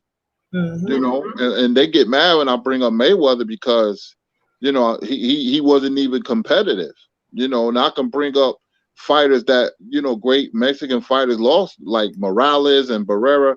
They lost to black fighters, Julio Cesar Chavez. I can go on and on and on. But to me, you know, I just want to enjoy the fights, but certain people won't let me because I'm not going back down or compromise and be like, well, you know, it shouldn't be like that. I'm not going to have the Martin Luther King approach. That's not who I am. I'm a very aggressive person when I want to be. I try to, I try to, you know, fall or hold back. But, you know, that's just my nature, man. I don't like racism. I don't care who it comes from or where it comes from. But when you constantly, you know, dogging my fighters and stuff like that, then I got to say something. Like when Mikey Garcia beat Adrian Broner and Robert Easter, they was calling him the black killer, the black executioner. Kurt, can I stop you 1 second, Kurt? Yeah, go ahead, bro. BNB Box, thank you so much for the donation, chat. Much love, much appreciated. Kurt, then, right? Remember he wore the Donkey Kong. I mean, he put the Donkey Kong for Adrian Broner, right? And then when Dante Box Nation asked him, like, so what was that for? Like, they get to laugh, like, was you offended? Was you racist? But Kurt, when Mikey beat Adrian Broner and beat Robert Eastern, they know what they was trying to say. They didn't want to say it, Kurt, but they know that they were trying to make it like, oh, Mikey Garcia killing all these black fighters. He killing all the black fighters. And I ain't gonna lie to you, Kurt. That's why I wanted him to fight Terrence Crawford or Earl Spence, because I knew they was gonna get his ass, right? I knew it. I knew it, Kurt. I wanted Earl to fight. I wanted that fight so bad. And I'm not gonna sit up here and lie to you. Because he beat Robert Easton and he beat Mikey, and he beat Bronner. But I still gave him credit for those fights. I gave him credit. But it's how they try to play it, Kurt, because that's the exact fucking truth, Kurt. They try to make it like he was just, oh, he's so dominant over the black fighters. Mikey beat the black fighters, and Mikey even played into that shit himself. That's why he wanted Earl Spence. That's why he wanted Earl Spence, because he knew Earl Spence was a top dog when it came to us blacks. He know it. He know it. Terrence Crawford won too. But he know Earl Spence was holding that crown. He know it, Kurt, and he tried to test them waters because he knew what would have happened if he would have beat Earl Spence. He knew right then and there he would have been crowned like he was the like they had Roger Mayweather, the Mexican assassin. He thought he was gonna be the black assassin, Kurt. He really thought that shit, and it backfired on his motherfucking ass. And I couldn't have been more happier. But go ahead, Kurt. Man, when Spence beat the brakes and rotors off Mikey, I was so happy, man, because he was thinking, Spence is just like the rest of them, and he found out the hard way. And you're right, he was eager to fight Spence because he thought he can beat Spence. He sees something, try to pull that Max Smelling type garbage. It didn't work. And when they announced the scores, he started clapping, and Spence sent the message. And like Spence said, keep that same energy. He never wanted to fight Crawford, even though I think last week he said something like Crawford and Spence, there's levels to this game. There's levels to this game. He could beat the Easters and the Broners, but when you talk about the Spencers and the Crawfords, that's a whole nother kettle of fish. And Mikey got that work. Mikey, Canelo, Leo Santa Cruz, they all got that work. He wanted that fight so bad because he thought he was gonna get. He said Mikey thought he was catching ESJ at the right time. Nah, it went to his head when he beat Bronner and he beat Robert Easton and he won that title at 140. At 140, he really thought that he was gonna beat Earl Spence. He really thought that shit. Even Sugar Ray Leonard, when Sugar Ray Leonard said that shit, he favored Mikey over Earl. I'm like, Sugar Ray, you can't be serious right now. You can't be serious. But I say, okay, we gonna see. We gonna see. He say ESJ another person out of TM2. But money, it was, excuse me, I'm sorry. It was what Leonard said after that. Why, Ray? Because he's Mikey. I'm like, huh? Yes. Yes, because he's Mikey. And look, I like the Mikey Garcia and Kurt, me myself, I ain't gonna sit up here and lie. I thought Mikey would have had some success. I swear to you. Because I'm like, you know what, the motherfucker is Mikey, and not what Sugar Ray, but I was saying like, it is Mikey Garcia. When we looking at his body of work and how he fought, I'm like, okay, he gonna have some success, but he ain't finna fuck with Earl. I'm like, he gonna win a couple. I did not see Earl going out there and washing his ass like that, Kurt. I did not see it. I'm gonna be real with you. I know he was gonna beat him, and I thought he would have stopped him late, but to beat him like that, Kurt, I was even more impressed, bro. I was even more impressed because we never seen that from Earl. You know what I mean? I mean, when he fought, I can't get this guy's name. He went. That's his first time going 10 rounds. Ronald Cruz. When he fought Ronald Cruz, I saw some boxing in him. But he was still being aggressive. But with Mikey, with a caliber like Mikey Garcia, that's why I keep telling people, Kevin, they want to say, oh, he only beat Little Mikey. They try to make it like he's Little Mikey now. But Little Mikey was on the pound for pound list. Little Mikey whooped Adrian Brown ass, who was at 147. Little Mikey beat fucking Robert Easter. He beat Sergey Lipinets, who was at 147 right now. He just beat motherfucking Jesse Vargas. So y'all can just say that shit because it's Earl Spence. Y'all just saying it because it's Earl Spence. You know what I mean? So they can miss me with that shit. But when Earl showed that dominant performance like that, Kurt, that's how I knew that dude was really, really on another level. Like he was really, and Kurt, I just don't be bringing up this interview for nothing. You remember what Richard Schaefer said at the post-fight conference? When he said we had left. He said we had left the Mayweather era and we had entered into the Earl Spence era. He said I have never seen a dominant performance like that because even Richard Schaefer was having Mikey. You know, him and Mikey, they was joint partners in that fight. So he came out and said, man, I never seen a performance like that. And we have left the Mayweather era and we have now entered the Earl Spence era. You got a lot of big fights out there. You should be called the #1 pound for pound fighter in the world. You got big fights out there, and let's go make them happen. You know what I'm saying? And that's out of Richard Schaefer mouth. That's just not just talking. Check this out, Kurt. And that's what I'm trying to say to them, boys. They like to try to bring up. Oh, Earl Spence said Canelo was the #1 pound for pound fighter. Ahead of you, that it's big fighters that will be strength. Champion Errol Spence, as I said, that fight tonight, you didn't win with your size and your strength. You won it with your skills. That was the most impressive display of skills I have ever seen, and I've seen a lot of big fights and big fighters. That was really record-breaking. You deserve to be crowned as pound for pound the best fighter in the world. That's what you are, and you have an unbelievable future ahead of you. Dallas, Texas, the U.S., the world can be happy to have somebody like you. And I said to the media before, your era has started. It's the Spence era. The Mayweather era has stopped, has ended. It's your time now. It's your era. And there's so many great fights for you out there. And let's go and get them all. Give it. Now, what they gonna say, Kurt? They gonna say that he's lying too? Yeah, they gonna say that he's lying too. But when we said we biased, we haters, but that's somebody you own the thing that you like to account for and all that shit. What they gonna say now? So that's all I'm saying, Kurt. When that man is on this shit, Errol Spence is arguably the best fighter in the world. Just in my opinion. You know what I mean? I can be wrong, but that's just what I see from the people. Charles Bud Crawford, when he on this shit, arguably the best fighter in the world. He been on this shit. You know, so those are black fighters. I don't think they like it. I don't think they like it. You know what I mean? No, they don't. I mean, remember what Schaefer said when they was heading back to the locker room after the Floyd fight? He was like, he's so good. The guy is so good. You can't hit the guy. He's just too good. He's just so good. You can't hit him. And I love Bruce Goals. Thank you so much for the donation, my brother. And Bruce Goals, man, love him. Always showing love to me. But Kurt, do you remember that motherfucker the strictly conditioning for Marcos Madonna? I know you talk about. They kicked him out the camp after that. They kicked him out when he gave Floyd his credit. They kicked him out the camp when he started working with Floyd Mayweather for a little bit. Damn. But the praise he gave Floyd Mayweather, he like, man, he took some shit and he kept coming. He's like, that just shows you the grit of Floyd Mayweather. Like, he's a tough motherfucker, man.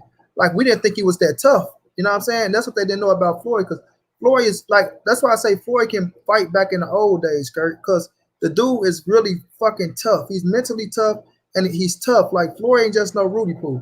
People think because he just boxed in the Money Mayweather era, but Floyd Mayweather, because he got the mentality of the old school fighters, and maybe he was the last of the Mohicans with Alex Ariza. Thank you so much, Jerome Hall. You know what I'm saying? Maybe he was the last Mohican with, you know, the De La Hoyas and the Pacquiaos, because, you know, they cut from a different cloth. You know, and I ain't gonna say that these fighters today ain't built like that and can't fight back then, because I do think Terrence Crawford and Errol Spence can last back then. I really do. But, you know, it's the game that changed now to where the money is bigger.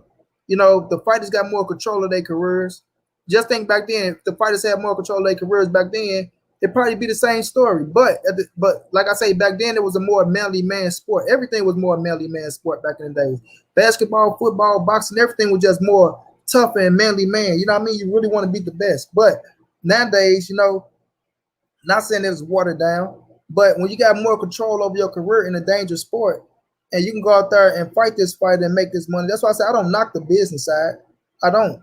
But I just don't like when people try to get out there and try to, you know, they make false narratives, and not that they don't only make false narratives, they build false narratives and make that shit into a try to make it a factual statement, and then they try to turn that shit on the people who are really talking about the real shit. They try to turn it on the people who are really talking about the real shit and make them look like they paint false narratives and keeping it away. You know what I mean? So we can all go firefighters these days, right? We can all go firefighters, but at the end of the day, I'm not gonna get pissed off at y'all for bigging up y'all fighters, but y'all damn sure not gonna get pissed off at us for bigging up our fighters, and we not gonna stop. And that's why, Kurt, that's why I want you to come out with that rah-rah, Kurt. I want you to, because once you do it right, you gonna shut some shit down. You gonna shut it down, because who the fuck gonna challenge you? Who gonna challenge you, Kurt? Who gonna really try to step up to the plate and challenge Kurt Sugar? When we talking about boxing, you'll be a fucking fool. You already down what? You down 10 rounds. If it's a 12-round fight, you down 10 rounds. And the other 2 rounds, if you just want to be nice to the motherfuckers. You know what I mean? If you want to take a water break, you want to dance around the ring, or you might want to just knock a motherfucker out in 2. Because what you say, Kurt, I know more about your fighters than you know about your fighters. So if I'm coming up here, if I'm breaking your fighters down better than you can break down your fighters, what the fuck can you say to me, kid? What can you say to me? And they know who you are, Kurt. They know who you are. They sit on Blue Blood all day. They listen to your knowledge. They understand it. They probably take it and make narratives off of it, but they ain't going to give you credit. You know how that go. They're not going to give you credit. But they listen to your knowledge, Kurt. So who the fuck gonna step up and challenge you, Kurt? Nobody. Nobody. So when you say you gonna do things, we need it. We need it because we got it. You know what I mean? I think that's what I'm gonna do, man. I think I'm gonna do that, money, man. But you know, I just, you know what I'm saying, it needs to be you know, I'm gonna break down the history. And then I'm gonna do something where I'm gonna go back to day one. You know, and I don't gotta look at no book. It's just my father burned it into my soul, man, about the black fighters, man. When I was 7 years old, when kids were told about Incredible Hulk and Spider-Man, I was looking at film. My father had an old projector of Henry Armstrong, so it's burnt, it's etched into my soul. All these fighters, man. And he used to steal books out the library. My father was something, man. My father, I used to puff on his cigar, and when I had a cold, he got that corn liquor from the basement, and he drink this, boy. Drink. My father looked like Ken Norton. That's what he looked like. Okay. He looked just like him. He died right after the Hagler and Leonard fight, but that's what I'm gonna do, man. And y'all give me a lot of accolades. What you say? I say rest in peace to your pops. I lost my thanks pops. a lot, man. I appreciate it.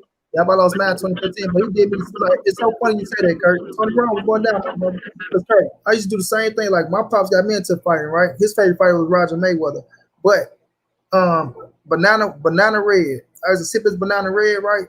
And then you say you puff on a cigar. I used to have to go light a cigarette on the stove, right? And I try to puff it, but you know, when you're young, you don't know that you're wetting the butt with your stupid ass, right? So when I come back, boy, you puffing a cigarette? I'm like, no, I ain't puffed a cigarette. Try not to talk too loud because he don't want you to smell the breath. He look at the butt, the whole goddamn button of the cigarette wet. You hear me? Like, look at my goddamn butt. I'm like, damn, no, but man, I miss my motherfucker, man. I miss that man like a motherfucker. But I feel exactly what you're talking about, Kurt.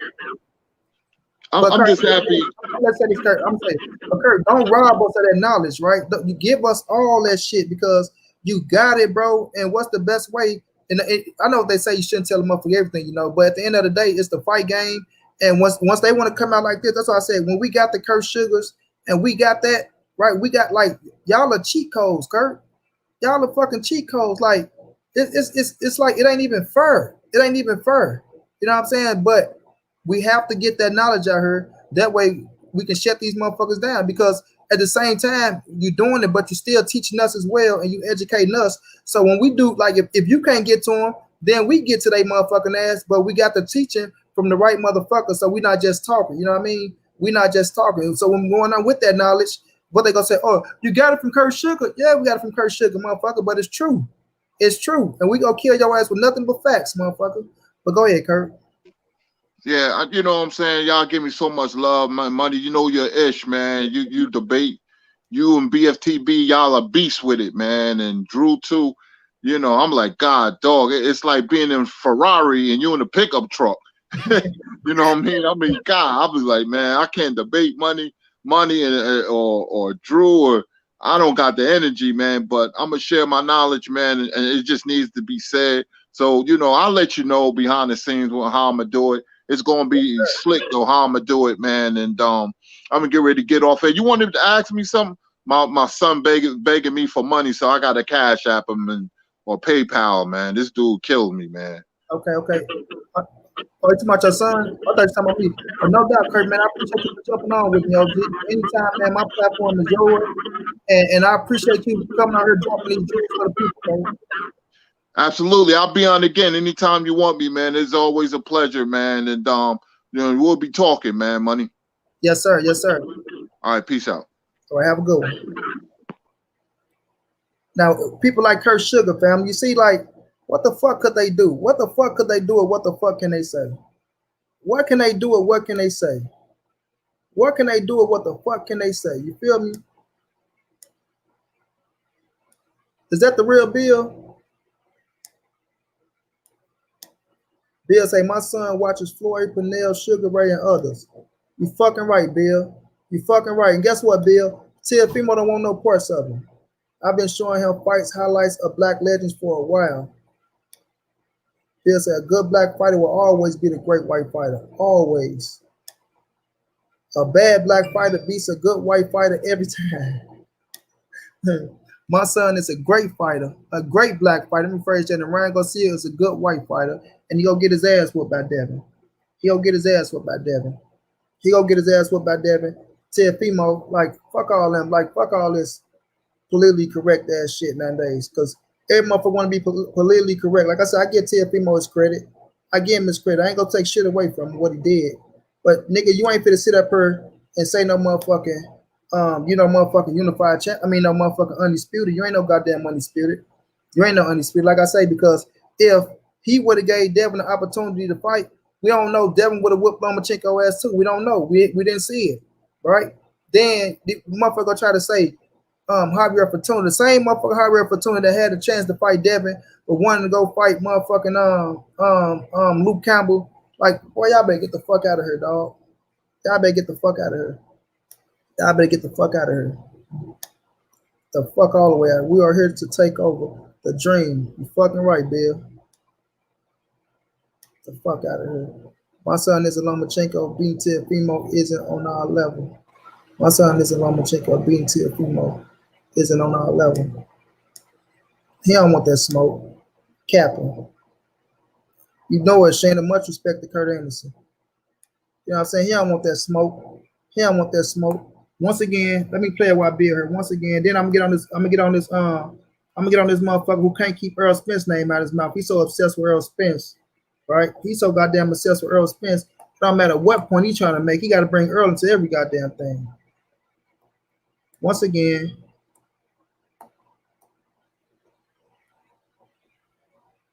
You guys wanted to hear it. Everybody that's still on, y'all wanted to hear it. It don't matter if it is the real deal or not, big money. It's my fight day.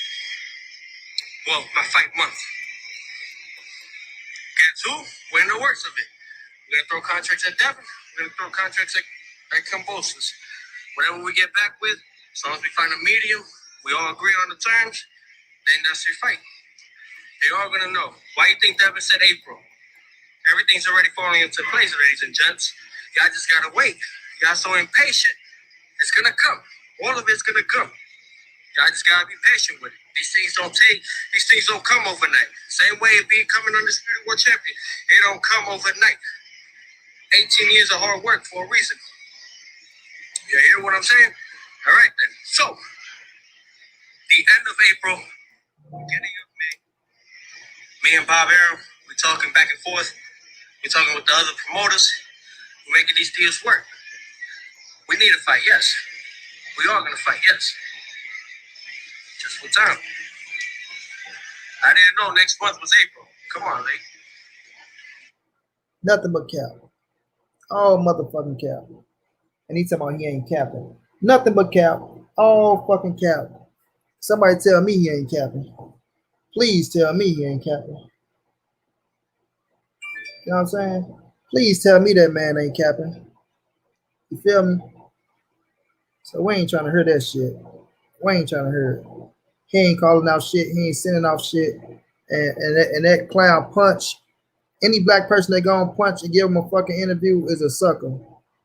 Suck it or you don't know what the fuck going on. You know what I'm saying? That motherfucker despises black people, boy. He despises black people with a passion. With a fucking passion. You feel me? With a passion. Now, let me get on this Mr.Iotba clown ass, right? Because this sucker, he can't keep Earl Spence's name out of his goddamn mouth. It don't matter what he talk about, bro. It don't matter what this dude talk about. This man will find a way to bring Earl Spence to any goddamn thing, bro. Anything. This just me getting on suckers today, y'all. I'm sorry. I just feel like getting on some suckers because they be on pure bullshit. Pure bullshit. Pure bullshit. It don't matter what this boy say. This boy can be talking about, look, this boy talking about Al Heyman. This boy talking about Wilder. and find a way to bring Earl Spence into it. You know what I mean? And find a way to bring Earl Spence. It don't matter what he's talking about. That motherfucker be talking about a fruit punch soda. Yeah, but and another thing, Earl Spence, you know, he used to drink fruit punch soda, but now he switched from fruit punch soda to pineapple juice. Like this motherfucker will bring anything up with Earl Spence in it, bro. Anything. You feel me? Any goddamn thing. So now his thing is Terrence Crawford flew to Dallas, risking catching COVID. You know what I'm saying? Risking catching COVID. Right? And I'm gonna let y'all hear so y'all won't think I'm bullshit now.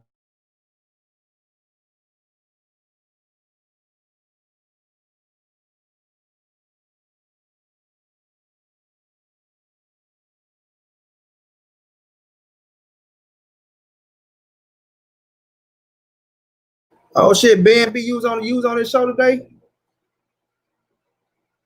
You jumped on that clown platform?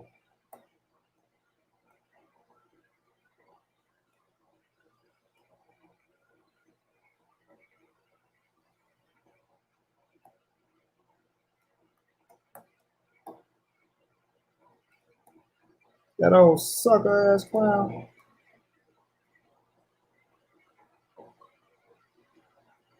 Let me find this part my boy was talking about earlier.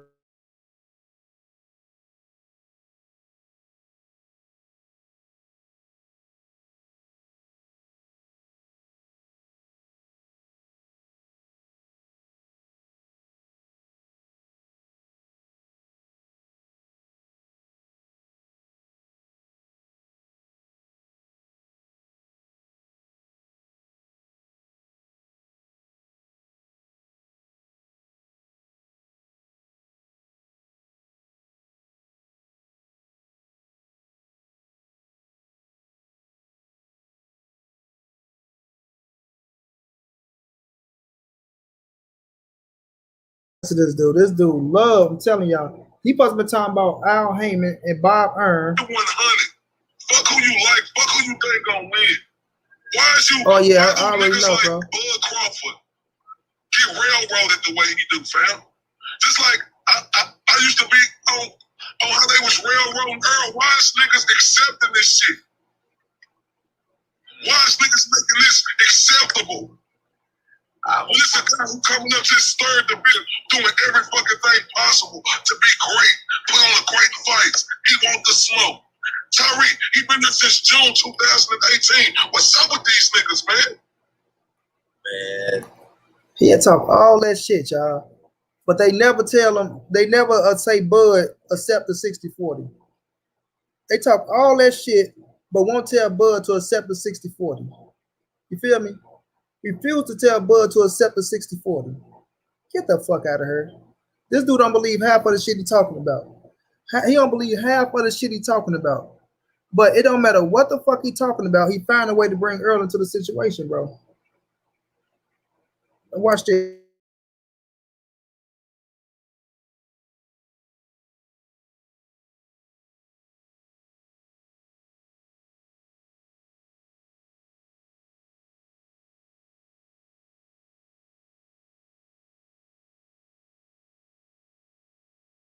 Pretty much told him he's gonna get the winner of the Garcia. Bro, if they do that, it's a dug, bro. Like, why? So you telling me? So look, economically, I'm asking you a question. What makes more sense? Terrence Crawford versus Earl Spence, or Earl Spence versus Sean Porter? Crawford. I mean, that's the fight everybody want to see.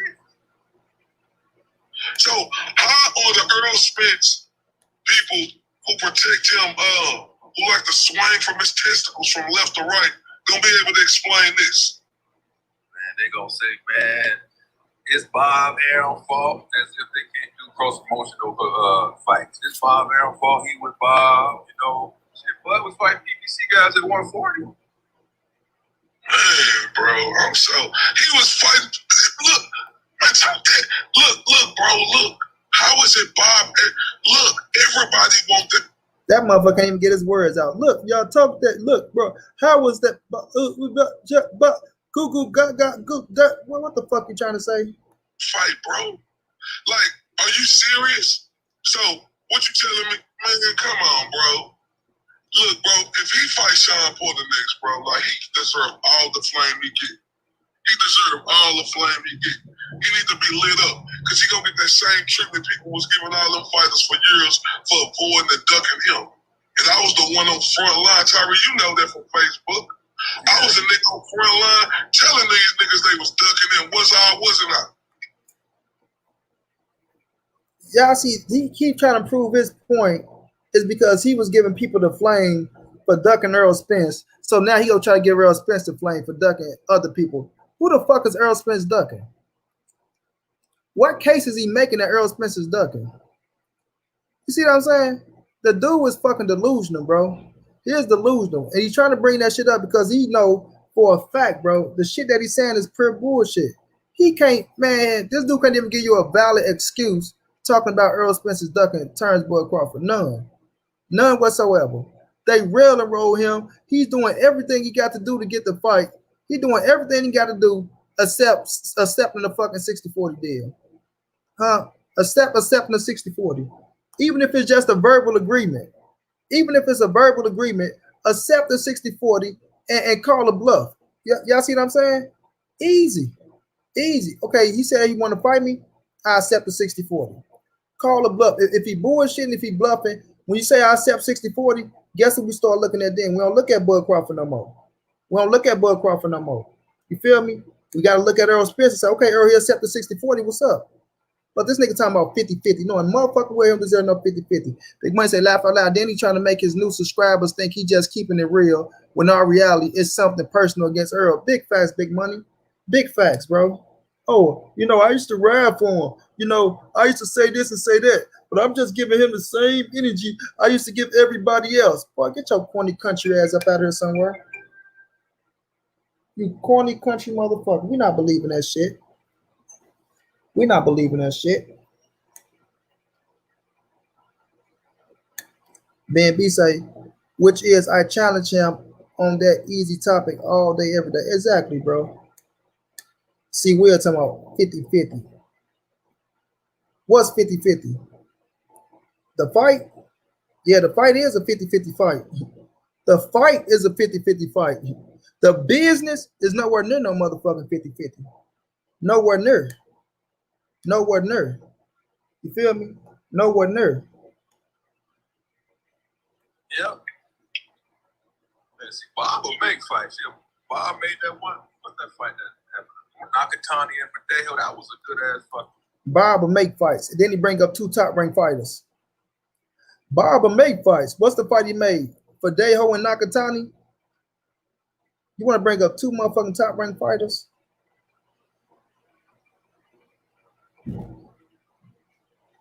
You bring up two top-ranked fighters and say Bob will make fights. Andrew Charles, what's going down, fam? Bob will make fights, but you bring up two top-ranked fighters. Man, these dudes too fucking easy, bro. Yeah. That was better than any of these fucking people. They fucking fight each other.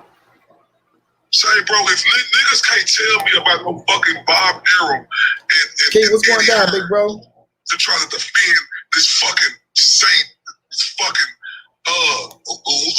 lunatic. Man, I had to cook a few niggas today, Key. I couldn't even get. I was sitting down chilling, finished up the homework. Man, I was listening to a couple niggas. I had to let off a little steam, bro. I'm already pissed off. I lost my motherfucking auntie to COVID, bro. So I had to let off some steam on some clown ass niggas. Crawford don't want to take the 60-40. Pacquiao don't want Spence. So Spence looking at Ubers. Exactly. Exactly, Mac of the South. When you the number one nigga in the front, you ain't worrying about what the fuck behind you. And you ain't gonna waste your time if a nigga talking about he don't want to accept the 60-40 and you saying it's 50-50 and they don't want to accept the shit. You understand what I'm saying? Especially when you got a motherfucking screw business like Al Heyman in your corner. You're not fit to wait on nobody like you ain't got no family to feed. You understand me? You're not fit to wait on nobody like you ain't got a family to feed. These Negroes crazy. Pretty crazy, dog. Pretty crazy. You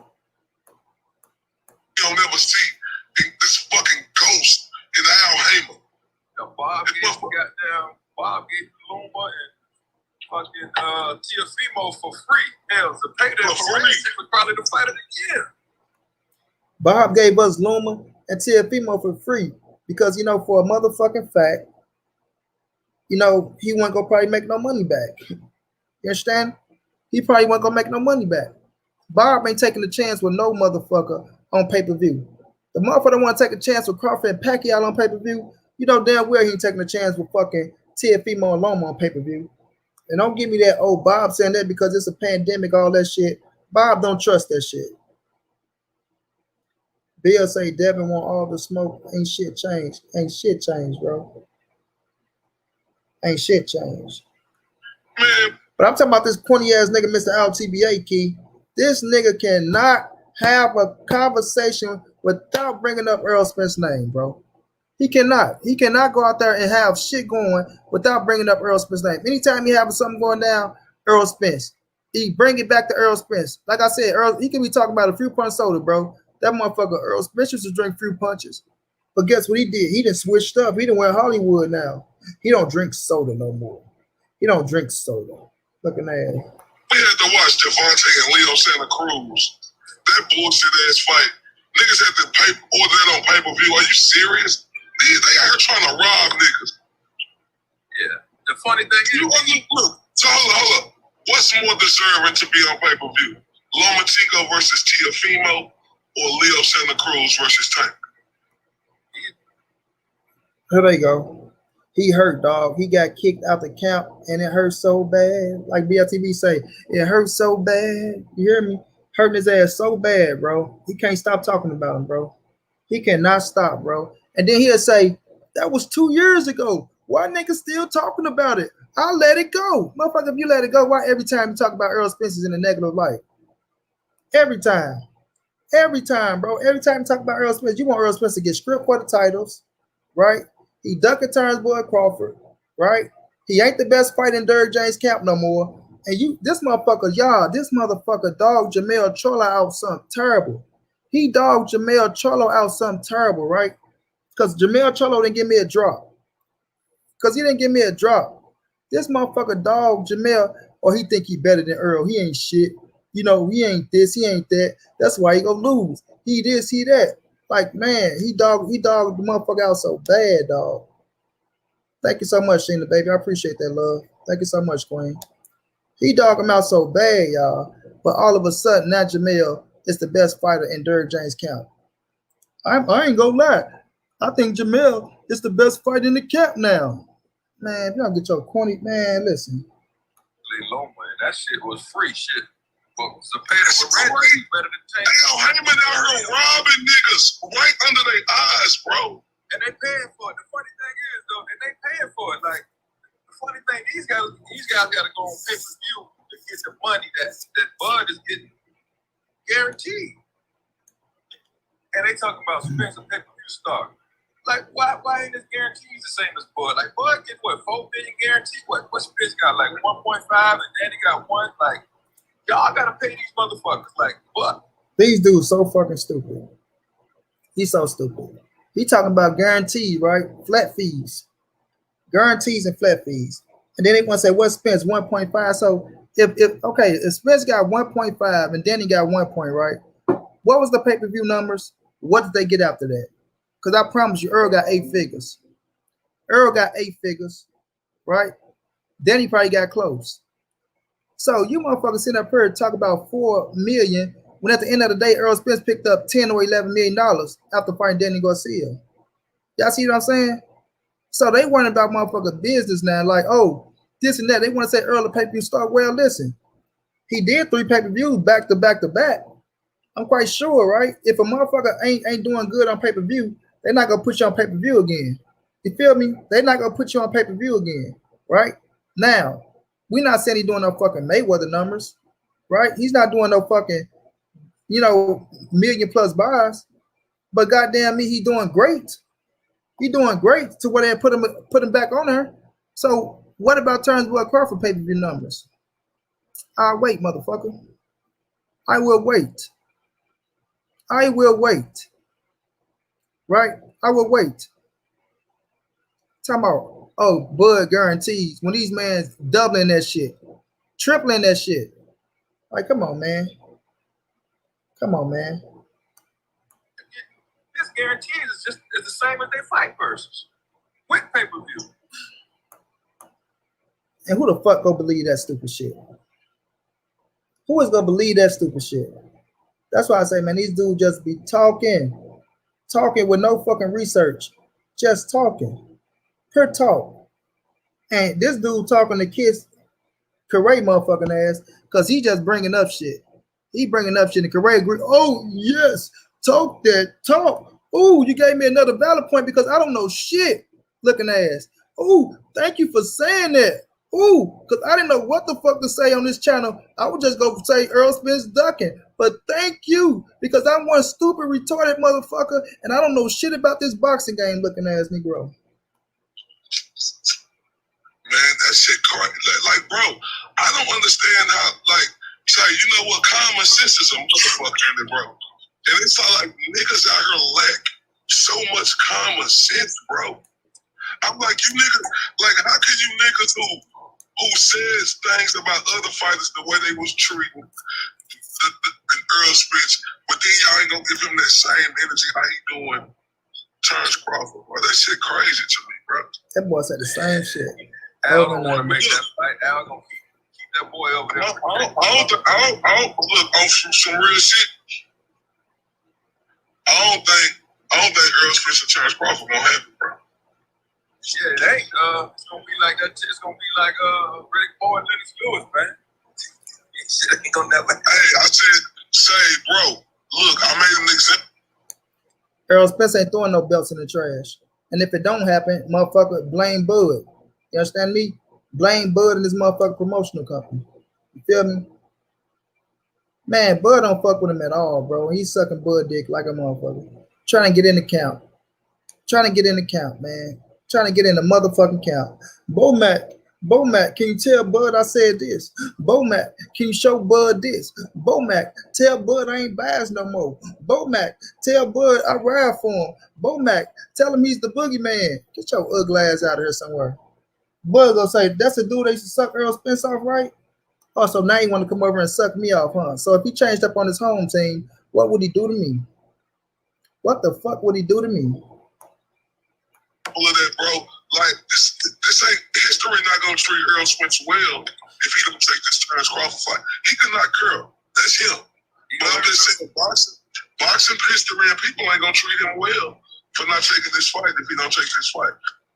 That boy want Earl to get dogged out so bad, family. So, like, he pray to God Earl Spence lose. I'm telling y'all. This motherfucker pray to God Earl Spence lose at nighttime. You feel me? First prayer come out of his mouth. God, I want to just ask you one favor. Could you please let Earl Spence lose to Terrence Boy Crawford? Or could you just let him lose to anybody? Just one time. He don't even got to lose no more, just once. Please, God, just once. Let him lose. Just once. That's all I need from you, God. I won't ask you for nothing else. You ugly motherfucker. You better pray your boy. Let me be quiet. Boy. That's him. He can do whatever he want to do. You might as well just throw the belt in the trash like Rick Bowe, man. Throw all three of them bitches in the trash. Say, cause it ain't nobody else deserving of a fight. And look, why he tried to tell Crawford, talking about 60-40 shit. Hey, y'all, look. He supposed to be talking about Al Heyman and Bob Arum. Look where his whole narrative go to. I'm telling y'all, this man is obsessed with Earl Spence, bro. He's fucking obsessed with Earl Spence, bro. He's obsessed. Very obsessed. How many times does Spence got to say he going to fight Bud, though? 60-40 is an offer. Bud the one telling Earl yours to sign the contract. Exactly, bro. Exactly, Aaron.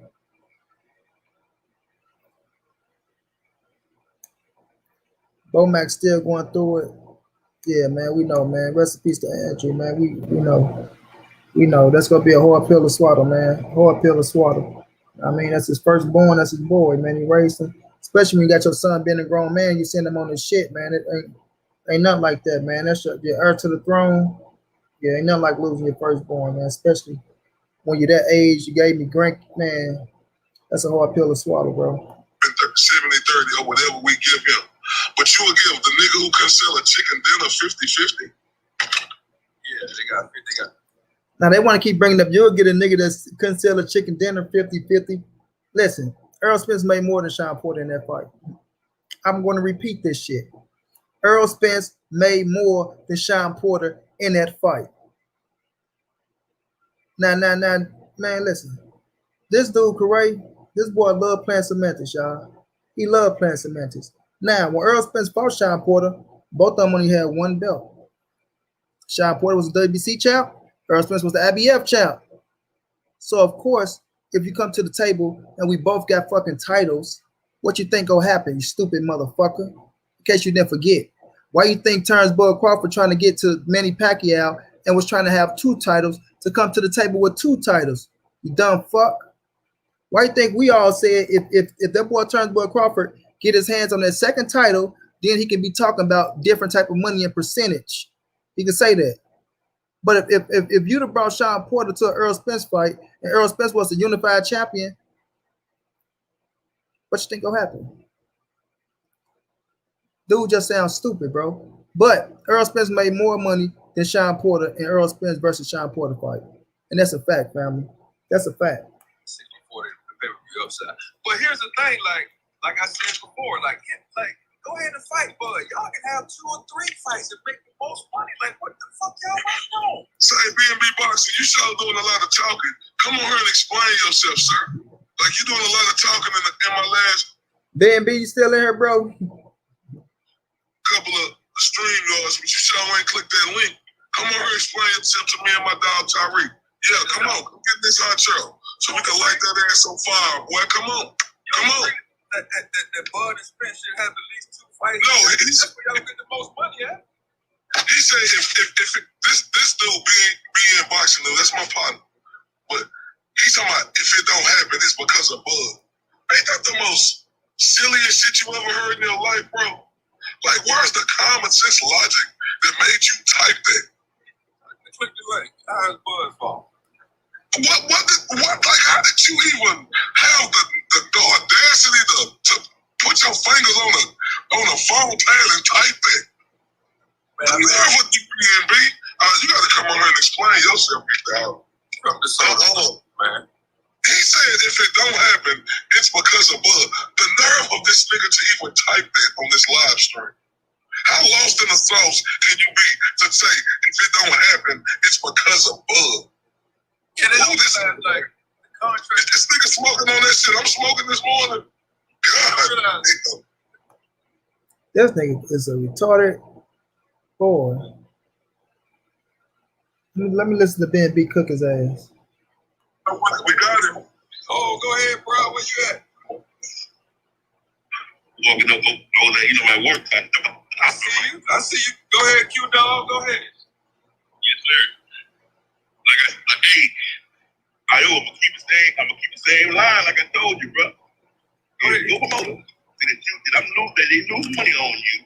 They're not making money on you. I'm the bigger draw. And I offer you 60-40. You better take that. B&B, you still in the building, bro? I want his B&B still in here. B&B to jumped on his platform of the ugly man. All right, here's what it is. He's losing money because he has to overpay opponents that people don't want to see Bud fight. You realize Bud guaranteed for Kavalauskas, he's getting like $4 and $5 million. Spence and Mike and all the other guys, their guarantees is like $1 and $2 million. They got to go on pay-per-view to get that money. I understand that, man. My thing is like this here. Just like me. What fight are you willing to go in your pocket for? Bud Crawford versus Spence, or Spence versus any other PBC welterweight? Which fight are you going to go in? Which fight are you going to go in your pocket for?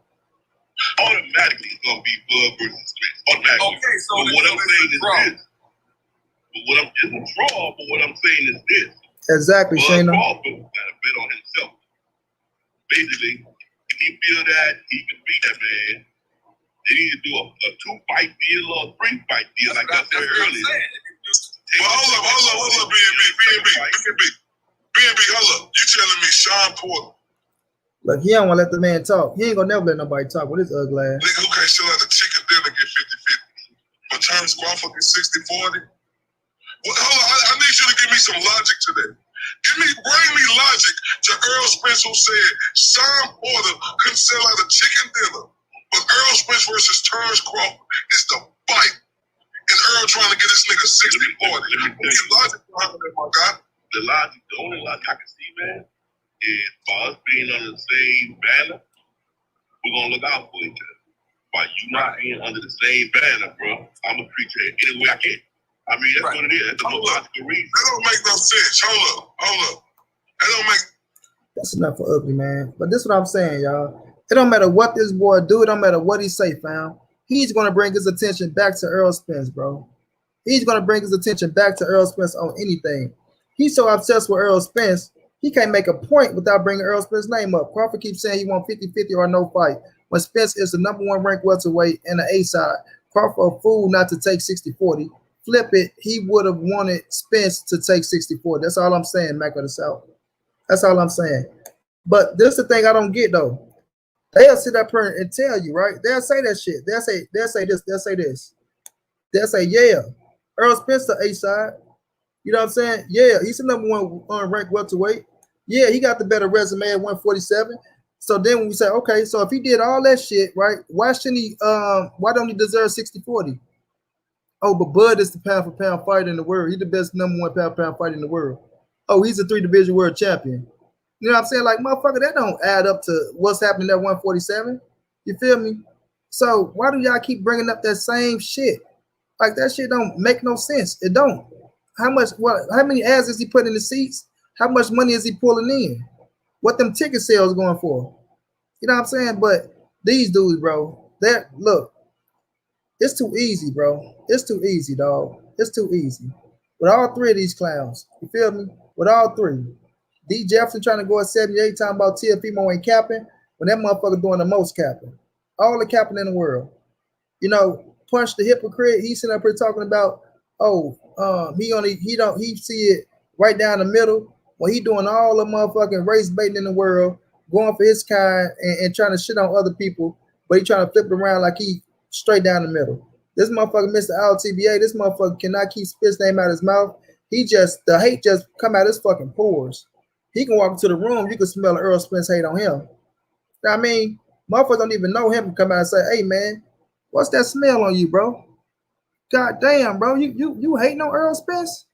That's what it looked like. Like, he can't say a positive thing about Earl Spence nowadays. But we never know Bud and EJ might talk and got plans. That shit ain't happening. And that shit ain't happening, D-Hod. 60-40 on the table. 60-40 on the table.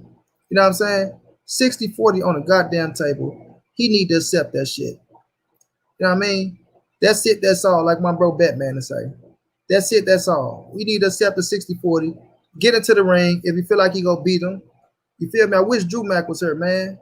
Because Drew Mack could be on this motherfucking money, man. Come on. But at the end of the day, fam, Mr.Iotba, you need to stop it, clown.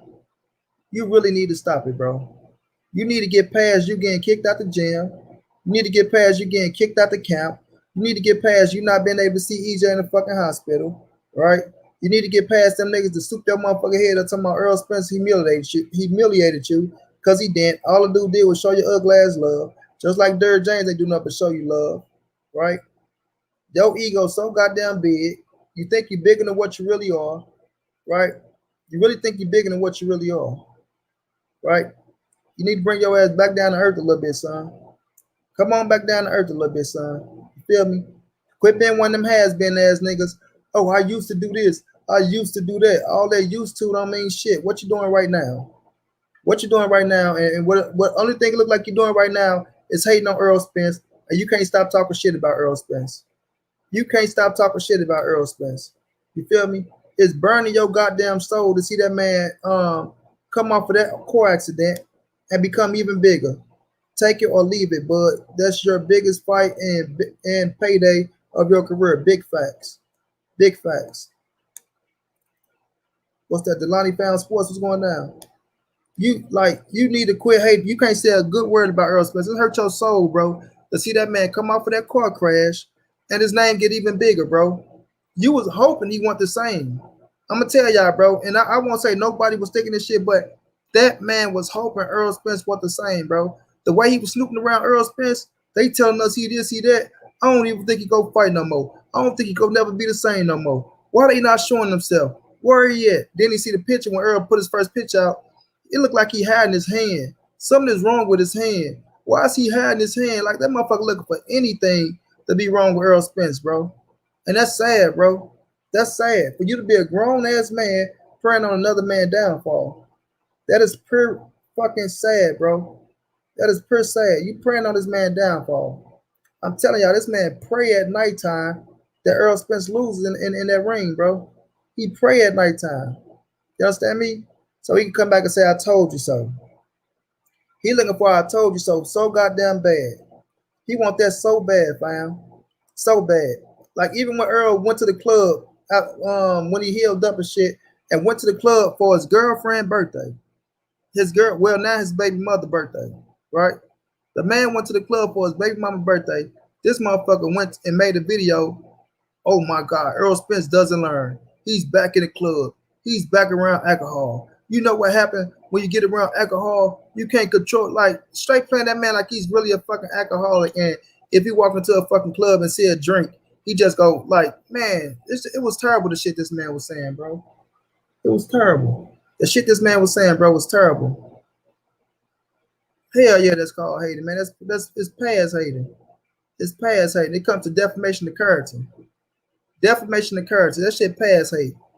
You feel me? That nigga can't. He can't say one good thing about him, bro. He can't say one good thing about him, bro. Not one good thing. You feel me? The more they hate Spence, the more God bless Spence. Exactly. Exactly, bro. Exactly. They ain't gonna be able to stop that man shine, bro. They're not gonna be, because right now, like I say, Earl Spence is a realist. He's a realist, bro. So you understand that, you know, I fucked up and had my mistakes, but you learn from them, dog. You learn from them. Nobody can criticize you or whoop your own ass the way you can whoop your own ass and criticize yourself, bro. You feel me? And if you think that man ain't getting his own ass or criticize his goddamn self after that situation, you gotta be a goddamn fool. You gotta be a goddamn fool. You feel me?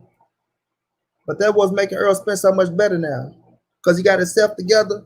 He on this shit. He on this shit to the point to where he getting his own people on this shit. Like, he telling Tank Nam and all them boys, y'all gotta stay in the gym and get on y'all shit.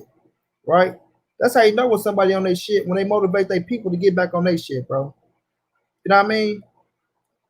And Earl Spence ain't gonna let it slip. He ain't gonna let it slip. He ain't gonna let it slip, bro. And it's gonna fuck career up. It's gonna fuck him up, bro. That he gotta deal with Earl Spence for the rest of his career. And Earl Spence doing so many great things, and he can't be a part of it.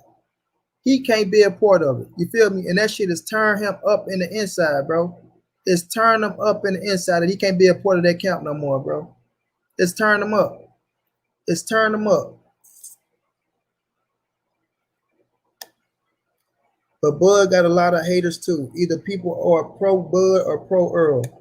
Nah. What that come down to is the motherfuckers who going for Bud, that's pro Bud, talking all the shit about Earl Spence, and make motherfuckers who fuck with Earl talk about him. But that ain't what it is, because me and my boy Keon, we fuck with Bud to the extreme. To the extreme. Let me sip this soda, file. To the motherfucking extreme. You understand what I'm saying? And give him all the credit in the world. All the credit. So that ain't a true statement, bro. You feel me? Earl get way more hate than Terrence Boyd Crawford, dog. Way more hate.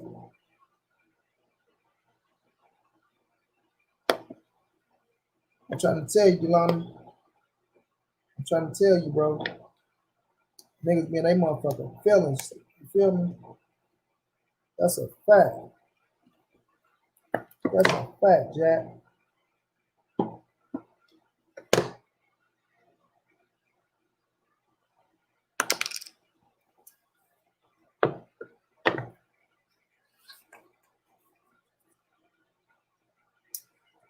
That's the cold hard truth. Being a goddamn feeling like an ex-girlfriend, bro. Praying on the motherfucking downfall.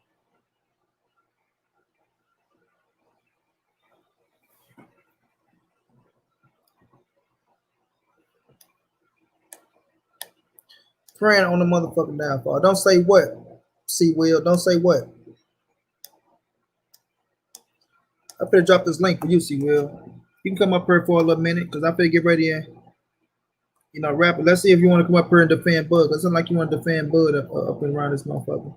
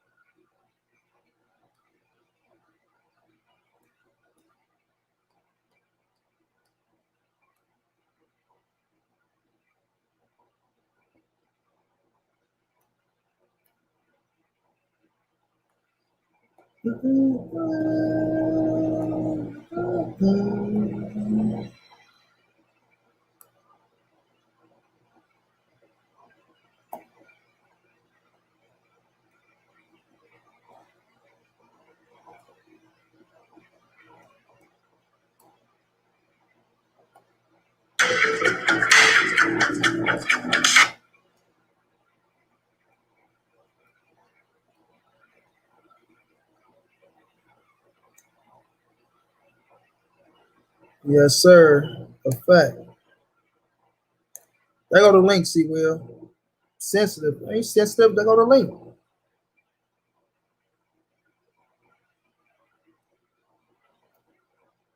You saying don't say that? You saying it's a 50-50 fight? Well, come and explain it.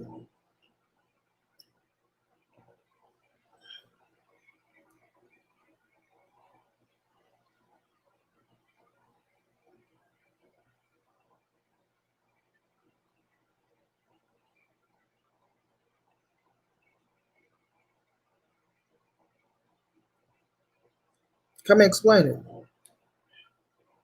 I want to know how it's a 50-50 fight. I'm quite sure the people in the chat want to know how it's a 50-50 fight.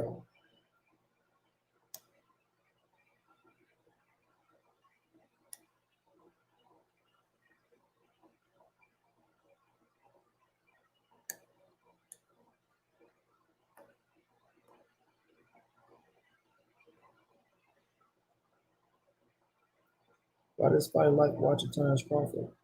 Chris Crawford, yes.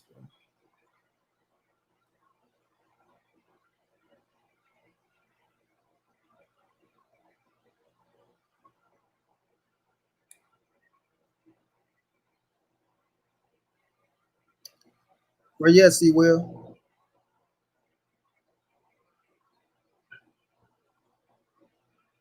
Said come with it. Said come with it. And I dropped the link right up under my dude. Can't pronounce my dude name, Kenny, but it's right there.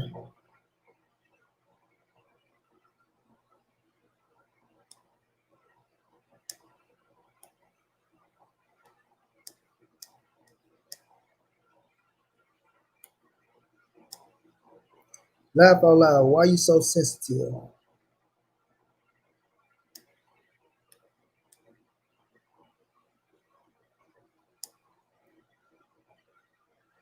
It's my opinion. I think Bud is well respected fighter at 140. Never said he wasn't. Never said he wasn't. You said it's a 50-50 fight. And you said don't say that. You told me don't say something. So what should I not say? What is it that you said I shouldn't say? It has it a 50-50 fight. The link was dropped. You could jump on it and explain it.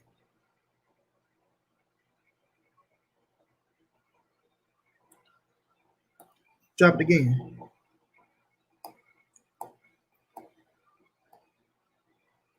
Drop it again.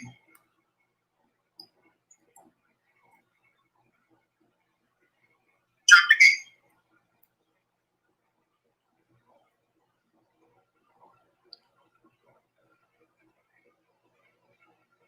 There I go once again on my brother D Hodges.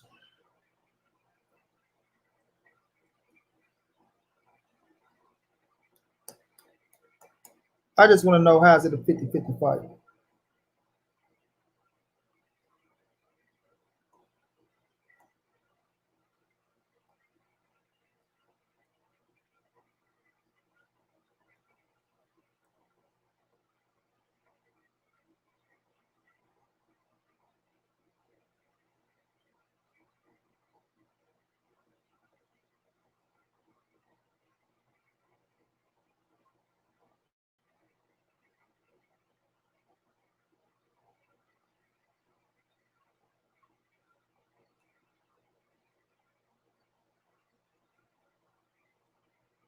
That man ain't coming.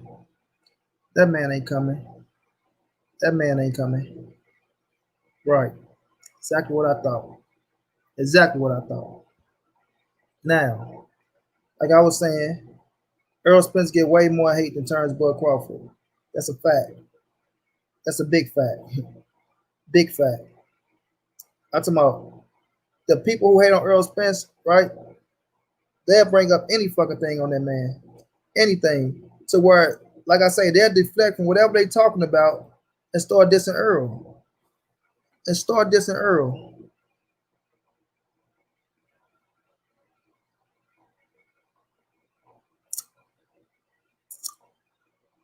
My bad, I had a phone call. I didn't hear what you said. The link right there, bro. The link is one message above you. One message above you. But they was regard everything they saying and shit on Bud, bro. Earl never got called Toby's slave name. Earl never got called Toby's slave name. What you mean, D Hard? He never got called Toby's slave name. What the hell you talking about?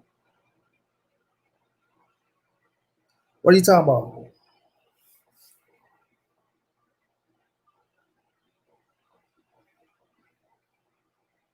Earl never got called Toby's slave name. What the hell?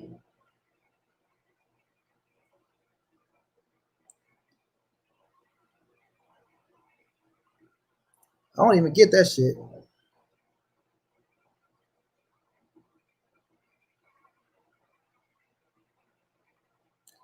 Bud is Toby for Aram Easy. I don't get what you're saying, D Hodges, bro. Bud is Toby for Aram. You trying to say Bud never got called Toby's slave name? Oh, you talking about they calling Bud top rank Toby? That what you saying? Man, we talking about what people like. You picking that? You nitpicking now? Earl get called a lot of shit, bro. Earl get called a lot of shit, and shit way worse than top rank Toby. In case you haven't been listening to motherfucking Bernie and Kagay Fagshaw, in case you haven't been listening to those guys, Earl get called a lot worse, way lot. Man, come on, bro. Come on.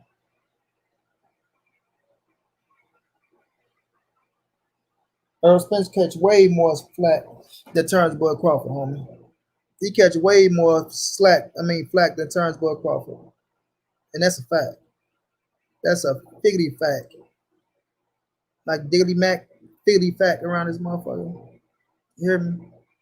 But my man ain't gonna come on, bro. Hey, tomorrow, y'all, we got a fight. Stephon Fulton going up against um damn, I forgot my man's name. They got down fast. Angelo Leo, right? A Mayweather fighter. And it's gonna be a hell of a fight. He don't want that smoke, Sheena, baby. He don't want that smoke, Sheena, baby. You hear me? I'm too sensitive, as you say. I'm too sensitive, baby. You feel me? I'm too sensitive, love. He don't want the smoke. Because they know they don't have a fucking case to build talking about he get 50-50. They don't have a case. They don't have a fucking case to build. You know, they don't have a case to build. But they'll just talk.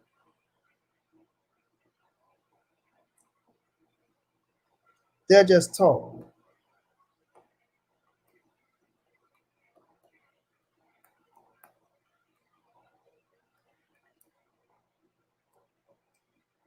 They'll just talk to hear themselves talking, or they'll just talk to debate some shit just to get into a debate with no facts. With no goddamn facts. Angelo Leo, you know, the WBO World Super Bantamweight title was on the line tomorrow, right? Cool boy step out of Philly. You understand me? Cool boy step out of Philly. Get his big shot at the world title because he's supposed to fight for the world title at first. You know, and Angelo Leo out of Albuquerque, Mexico, fighting out of Las Vegas, Nevada. It's going down tomorrow. It's gonna be one hell of a fight. It's gonna be one hell of a fight. I'm pulling for yes, sir, Stan Swoosh. Cool boy Steph all day, Team Fortune all day, right? But it's gonna be a good scrap because Leo can fight as well. That motherfucker can fight. And one thing about him, he's a body snatcher. He's a body snatcher. Angelo Leo is a body snatcher. And you have to be a body snatcher fighting fighters like Cool Boy Steph, who can move on your motherfucking ass and be slick on your motherfucking ass and counter your motherfucking ass. You know what I'm saying? You got to be a body snatcher. Try to sit those type of fighters down and try to force them to fight. You feel me? So this gonna be a good ass fight, fam. And I'm happy because goddamn, when the last time we seen boxing around this motherfucker? When the last time we had some boxing? Feel like forever. Shit, feel like fucking forever, bro. Angelo Leo, 26 years of age. He's 5'6", with a reach of 6'9". Cool Boy Steph, 18-0 with 8 knockouts. And Leo, 20-0 with 10 knockouts. He 5'6" with a reach of 70 inch and a half reach. So this shit gonna be a good ass fight, fam. This gonna be a good ass fight. I like this fight. I like this fight. And then listen to me, y'all. A sleeper fight on that card, Rolly Romero motherfucking ass is fighting Avery Sparrow tomorrow. Avery Sparrow ain't no pushover. He ain't no pushover. We know Rolly opponent came in heavy as fuck. He left the scale, came back even heavier. Came back even heavier. Then we got Raiz Aline going up against Vic Pasalias, right? 16-0 and 17-0, 20-0 and 18-0. 20. We got Rolly Romero 12-0, Avery Sparrow 10-2. Then we got MacJo Aurora, who's 18-3, taking on Sharon Carter, who's 11-3. Hey, I'm happy for this card tomorrow, fam. It's going down on Showtime. I will be streaming this fight. Shouts out to the motherfucking boxing guru of my brother Lawrence Williams. You understand me? What's going down, Lawrence? It's gonna be a hell of a fight tomorrow, fam. It's gonna be a hell of a fight tomorrow. Yeah, they gonna throw some blows, Mac of the South. They gonna throw some blows. It's gonna be a good ass scrap. It's gonna be a good ass scrap. See people take what they heard in other channels and bring it to your channel before research. That's how they get cooked. Get their ass cooked clean in the frying pan. Clean in the frying pan. And I'm gonna overcook they motherfucking ass. How I'm feeling today. I'm gonna overcook they motherfucking ass. So they better come with some right shit. They better come with some right shit. We had boxing every week this year. Hell, it's boxing on right now. Lawrence, we ain't talking about no goddamn boxing over in Mexico and over in motherfucking Argentina and shit like that. We talking about right here in America, man. When the last time we had boxing in America, Lawrence? In America. In America. You understand what I'm saying? You want to go to the North Pole and watch motherfucker Willie Bop Bop fight Chili Chili Cum Cum and shit. We talking about right here in America. For this motherfucking WBO World Super Bantamweight title. WBO World Super Bantamweight title.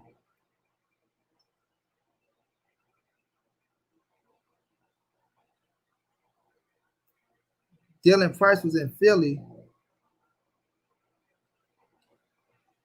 That shit went on TV. I must have missed that shit. I must have missed the card, goddamn me. But this gonna be a hell of a fight, fam. Rolly Romero going up against fucking ain't nothing wrong with it, Lawrence. Ain't nothing wrong with it, man. Do your thing, man. Do your goddamn thing. Whatever floats your boat, man. Whatever floats your goddamn boat, family. But Rolly and Avery Sparrow is gonna be a good scrap. It's gonna be a good scrap. And Avery can fuck around and beat Rolly, but Rolly do got power. We can try to bully Avery, but Avery is he's a hell of a fighter. Avery Sparrow ain't no pushover. You know what I'm saying? He ain't no pushover. As long as he stay on his shit and stay out of trouble. You know what I'm saying? As long as he stay on his shit and stay out of trouble. You feel me? Because he fought the shit out of Abraham Nova, even though my dude, started getting the power, started taking over on Avery ass. You feel me? The power started taking over on Avery ass. But Rolly ain't him. Rolly ain't Abraham. Rolly and Abraham. Rolly just throw everything hard. Yeah, yeah. All that motherfucker screaming. You feel me? All that damn screaming. I rock with Rolly, even though a whole lot of bullshit happened his last fight. He got a bad attitude, and I like it. Yeah, Rolly has lost that last fight. I don't like the way they try to play, dude after he lost, and him and his daddy calling dude a bitch and all that shit. Like I ain't agree with all that shit. I ain't agree with all that shit, bro. Questions after last fight. Yeah, I ain't agree. I ain't agree with all that shit. How they try to play old boy and shit. You know what I'm saying? Um, um, Jackson Martinez. How he try to play Jackson and shit. Oh, he's a bitch. Fuck him. And his daddy calling him a bitch and all that. You can't get mad because that boy whooped your son ass. That boy whooped your son ass, dog. You know what I mean? Y'all took that shit and when y'all acted like sore losers. You feel me? That man won that fight. And that's the reason why he just who was he fighting? Yeah, he got a fight with Richard Cormier coming up. He got a fight with Richard Cormier coming up. Now, ask yourself, why did we got to fight with Richard Cormier and Rolly getting a fight with Avery Sparrow, or was getting a smaller fight? He did. So, really, Jackson Martinez is in a better position. You fighting a former motherfucking world champion. You feel me? A former world champion where you can make your name off of it and look damn good if you beat him. For Rolly beat Avery Sparrow, and I like Avery Sparrow because I think Avery can fight, but he ain't no former world champion. He ain't no former world champion. A lot of people don't even know who Avery Sparrow is out of Philly. A lot of people don't even know who he is. So you see what I'm saying? That's why Jackson is in a better position because everybody know he won that goddamn fight. You feel me? Everybody know he won that damn fight. So that WBA interim belt ain't really shit for real. You're losing money out your motherfucking out your pockets, but everybody know Rolly lost that fight, bro. And that's a fact. Even I think Leonard Ellaby know that was a bad night in the motherfucking office. You feel me? But it is what it is. We ain't gonna cry with spoiled milk, and I ain't gonna try to tell him to overturn those shit. So it is what it is. But tomorrow, man, it's gonna be a hell of a night of fights, man. I like the card. I like the card a lot. To be honest with you, I really do like the card. I think it's gonna be very entertaining. I think we go, see some good boxing tomorrow, good quality boxing. You might see a few knockouts. But after that, I got Cool Boy Steph and Angelo Leo going to the cards. I got Cool Boy Steph winning that thing, but Angelo Leo could retain his title tomorrow. He could. You know what I mean? Because it's going to be, could Steph withstand the second half of the fight? Because Leo get better as the fight goes on. You feel me? He gets better as the fight goes on. He gets stronger as the fight goes on. You dig? And I seen Steph, Cool Boy, kind of he zip it as the fight goes on. He kind of zip a little bit, you know what I'm saying? He kind of zip a little bit. I'm just gonna keep it real, tell y'all how I see it, So if Cool Boy can fix that little zip in the second half of the fight, I give it to him on the cards. It might be a split decision, but it's gonna be a good ass fight. It's gonna be entertaining. It's gonna be entertaining, it's gonna be good, bro. Lawrence, who you got winning that fight tomorrow, Lawrence? Cool Boy Steph or Angelo Leo? Because I think it's gonna be close. It's gonna be close, bro. But I'll tell you this: if Leo start off early and get to that body,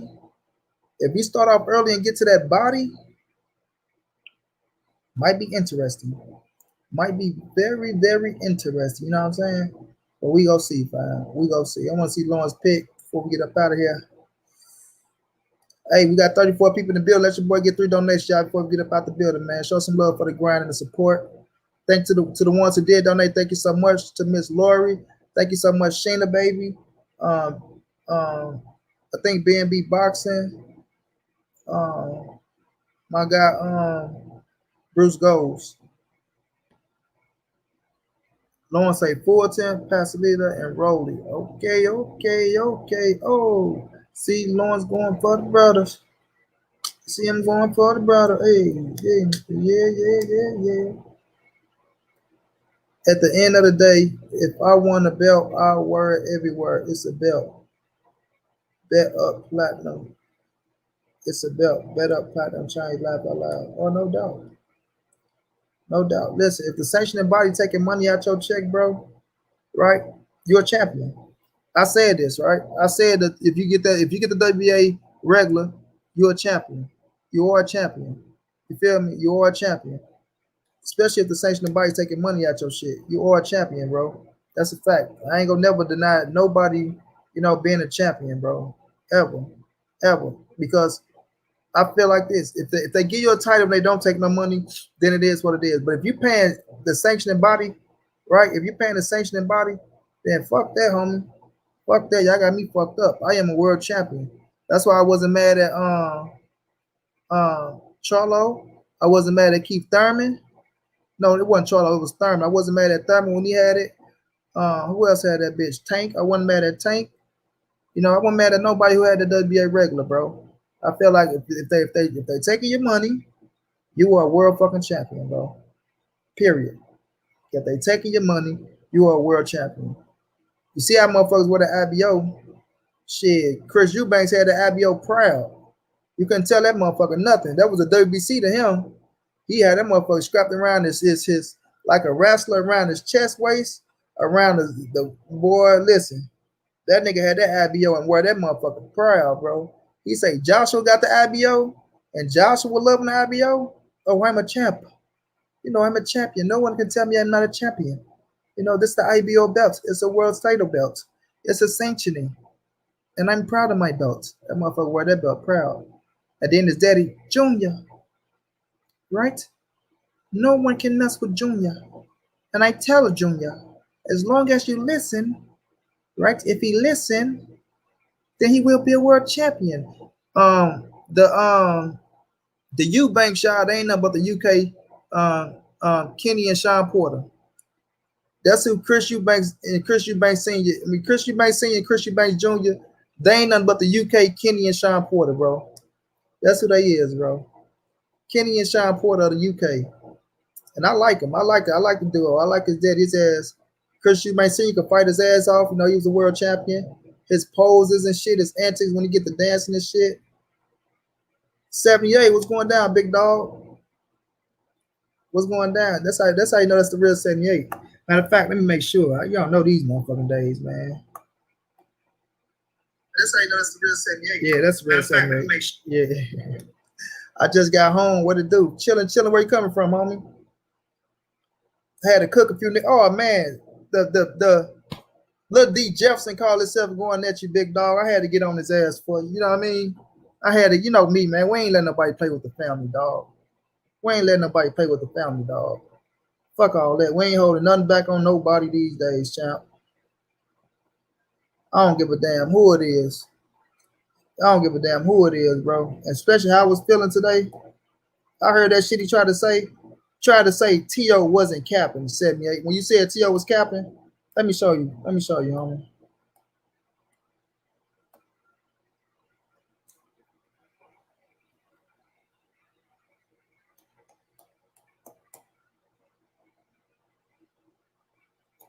Call himself and got his ass shut all the way down.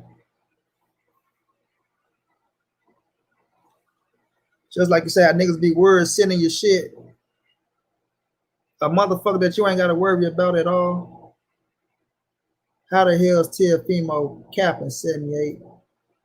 Somebody you ain't got to worry about it. I'm going to take care of it for you. Somebody you ain't got to worry about it at all, champ. You ain't even got to say his fucking name on your shit because I'm going to tear his ass up myself. Exactly. Then he got the nerve to say, I sat in your show and I didn't get anything. Motherfucker, he didn't tell you come sit in the show. You set your ass in the show, motherfucker. Nobody tell you to come here, motherfucker. Nobody tell you to come here at all. You feel me? Ain't nobody tell your motherfucking ass to come at all. But yeah, I shut his ass down. Talking about has Teofimo capping when if you want undisputed, he can't get undisputed unless he fight George Cabasa, whatever the fuck his last name is.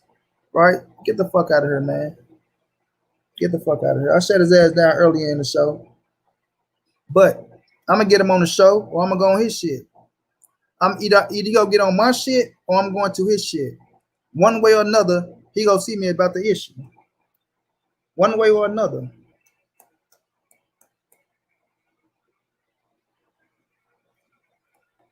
You know what I'm saying? LeVar Cooper, what's going down? But we ain't letting shit slide these days. You know, cats get a little recognition and they think they can get to saying whatever the fuck they want to say. It don't work that way, champ. It don't work that way, champ. Not around these parts. Not around these parts. But yeah, fam, we'll get ready to shut it down, y'all. We've been going for 2 hours and 46. You know, I think I done roast 3 clown ass niggas enough. Man, Will, you late. Will, where you been at, man? What to do, Money Brown? Be more stand up. Just got in myself. Salute to the chat. Oh, okay. You was out working, Will?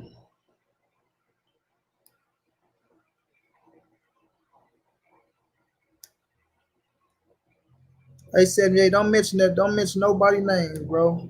Somebody you ain't got to worry about.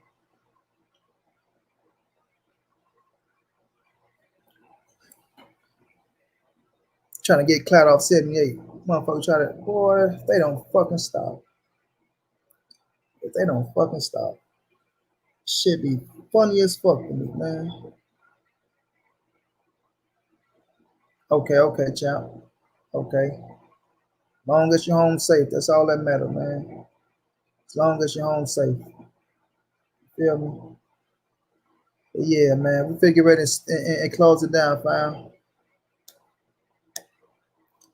I'll take a bum belt and rock it as long as I'm around cashews.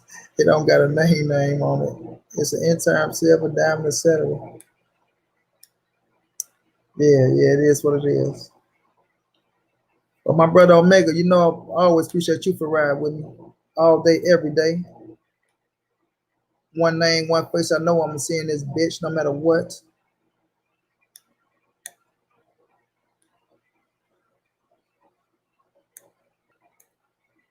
But yeah, y'all know what it is, man. I appreciate everybody for riding with me, man. My baby Sheena, thank you so much, love.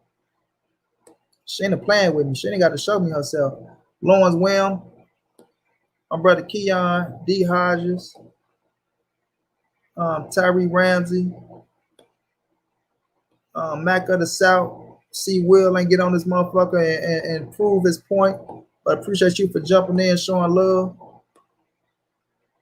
Delani Fam Sport, appreciate you, champ.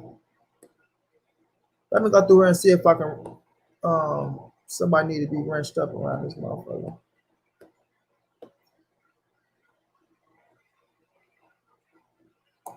Before I set it down, I don't know if that was the real Bill Haney or not.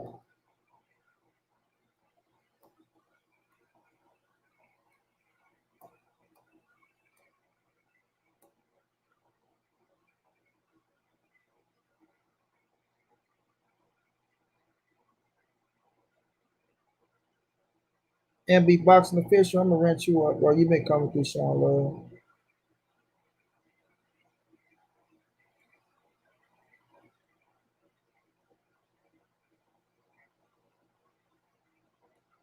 That boy said, my fault. I had a phone call. I just bet you did have a phone call. You feel me? I just bet you did, bro.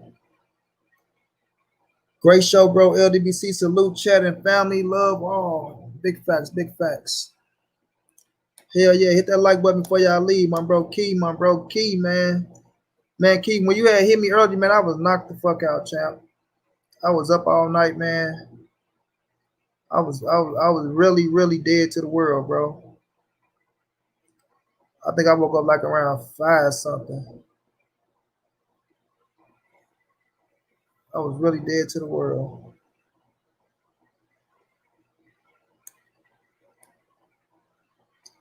But it's all love, fam. Appreciate y'all, man. Y'all know what it is. This your boy Money. This the ANSBC moving. Ain't nobody safe in them streets. Hit them thumbs up. Subscribe to the channel if you want to donate. OG Money on Cash App. TreyHappy52@gmail.com on PayPal. If you can't, just tell a friend. Hit the subscribe button. Like, comment, share the video. And y'all know how your boy get down, man.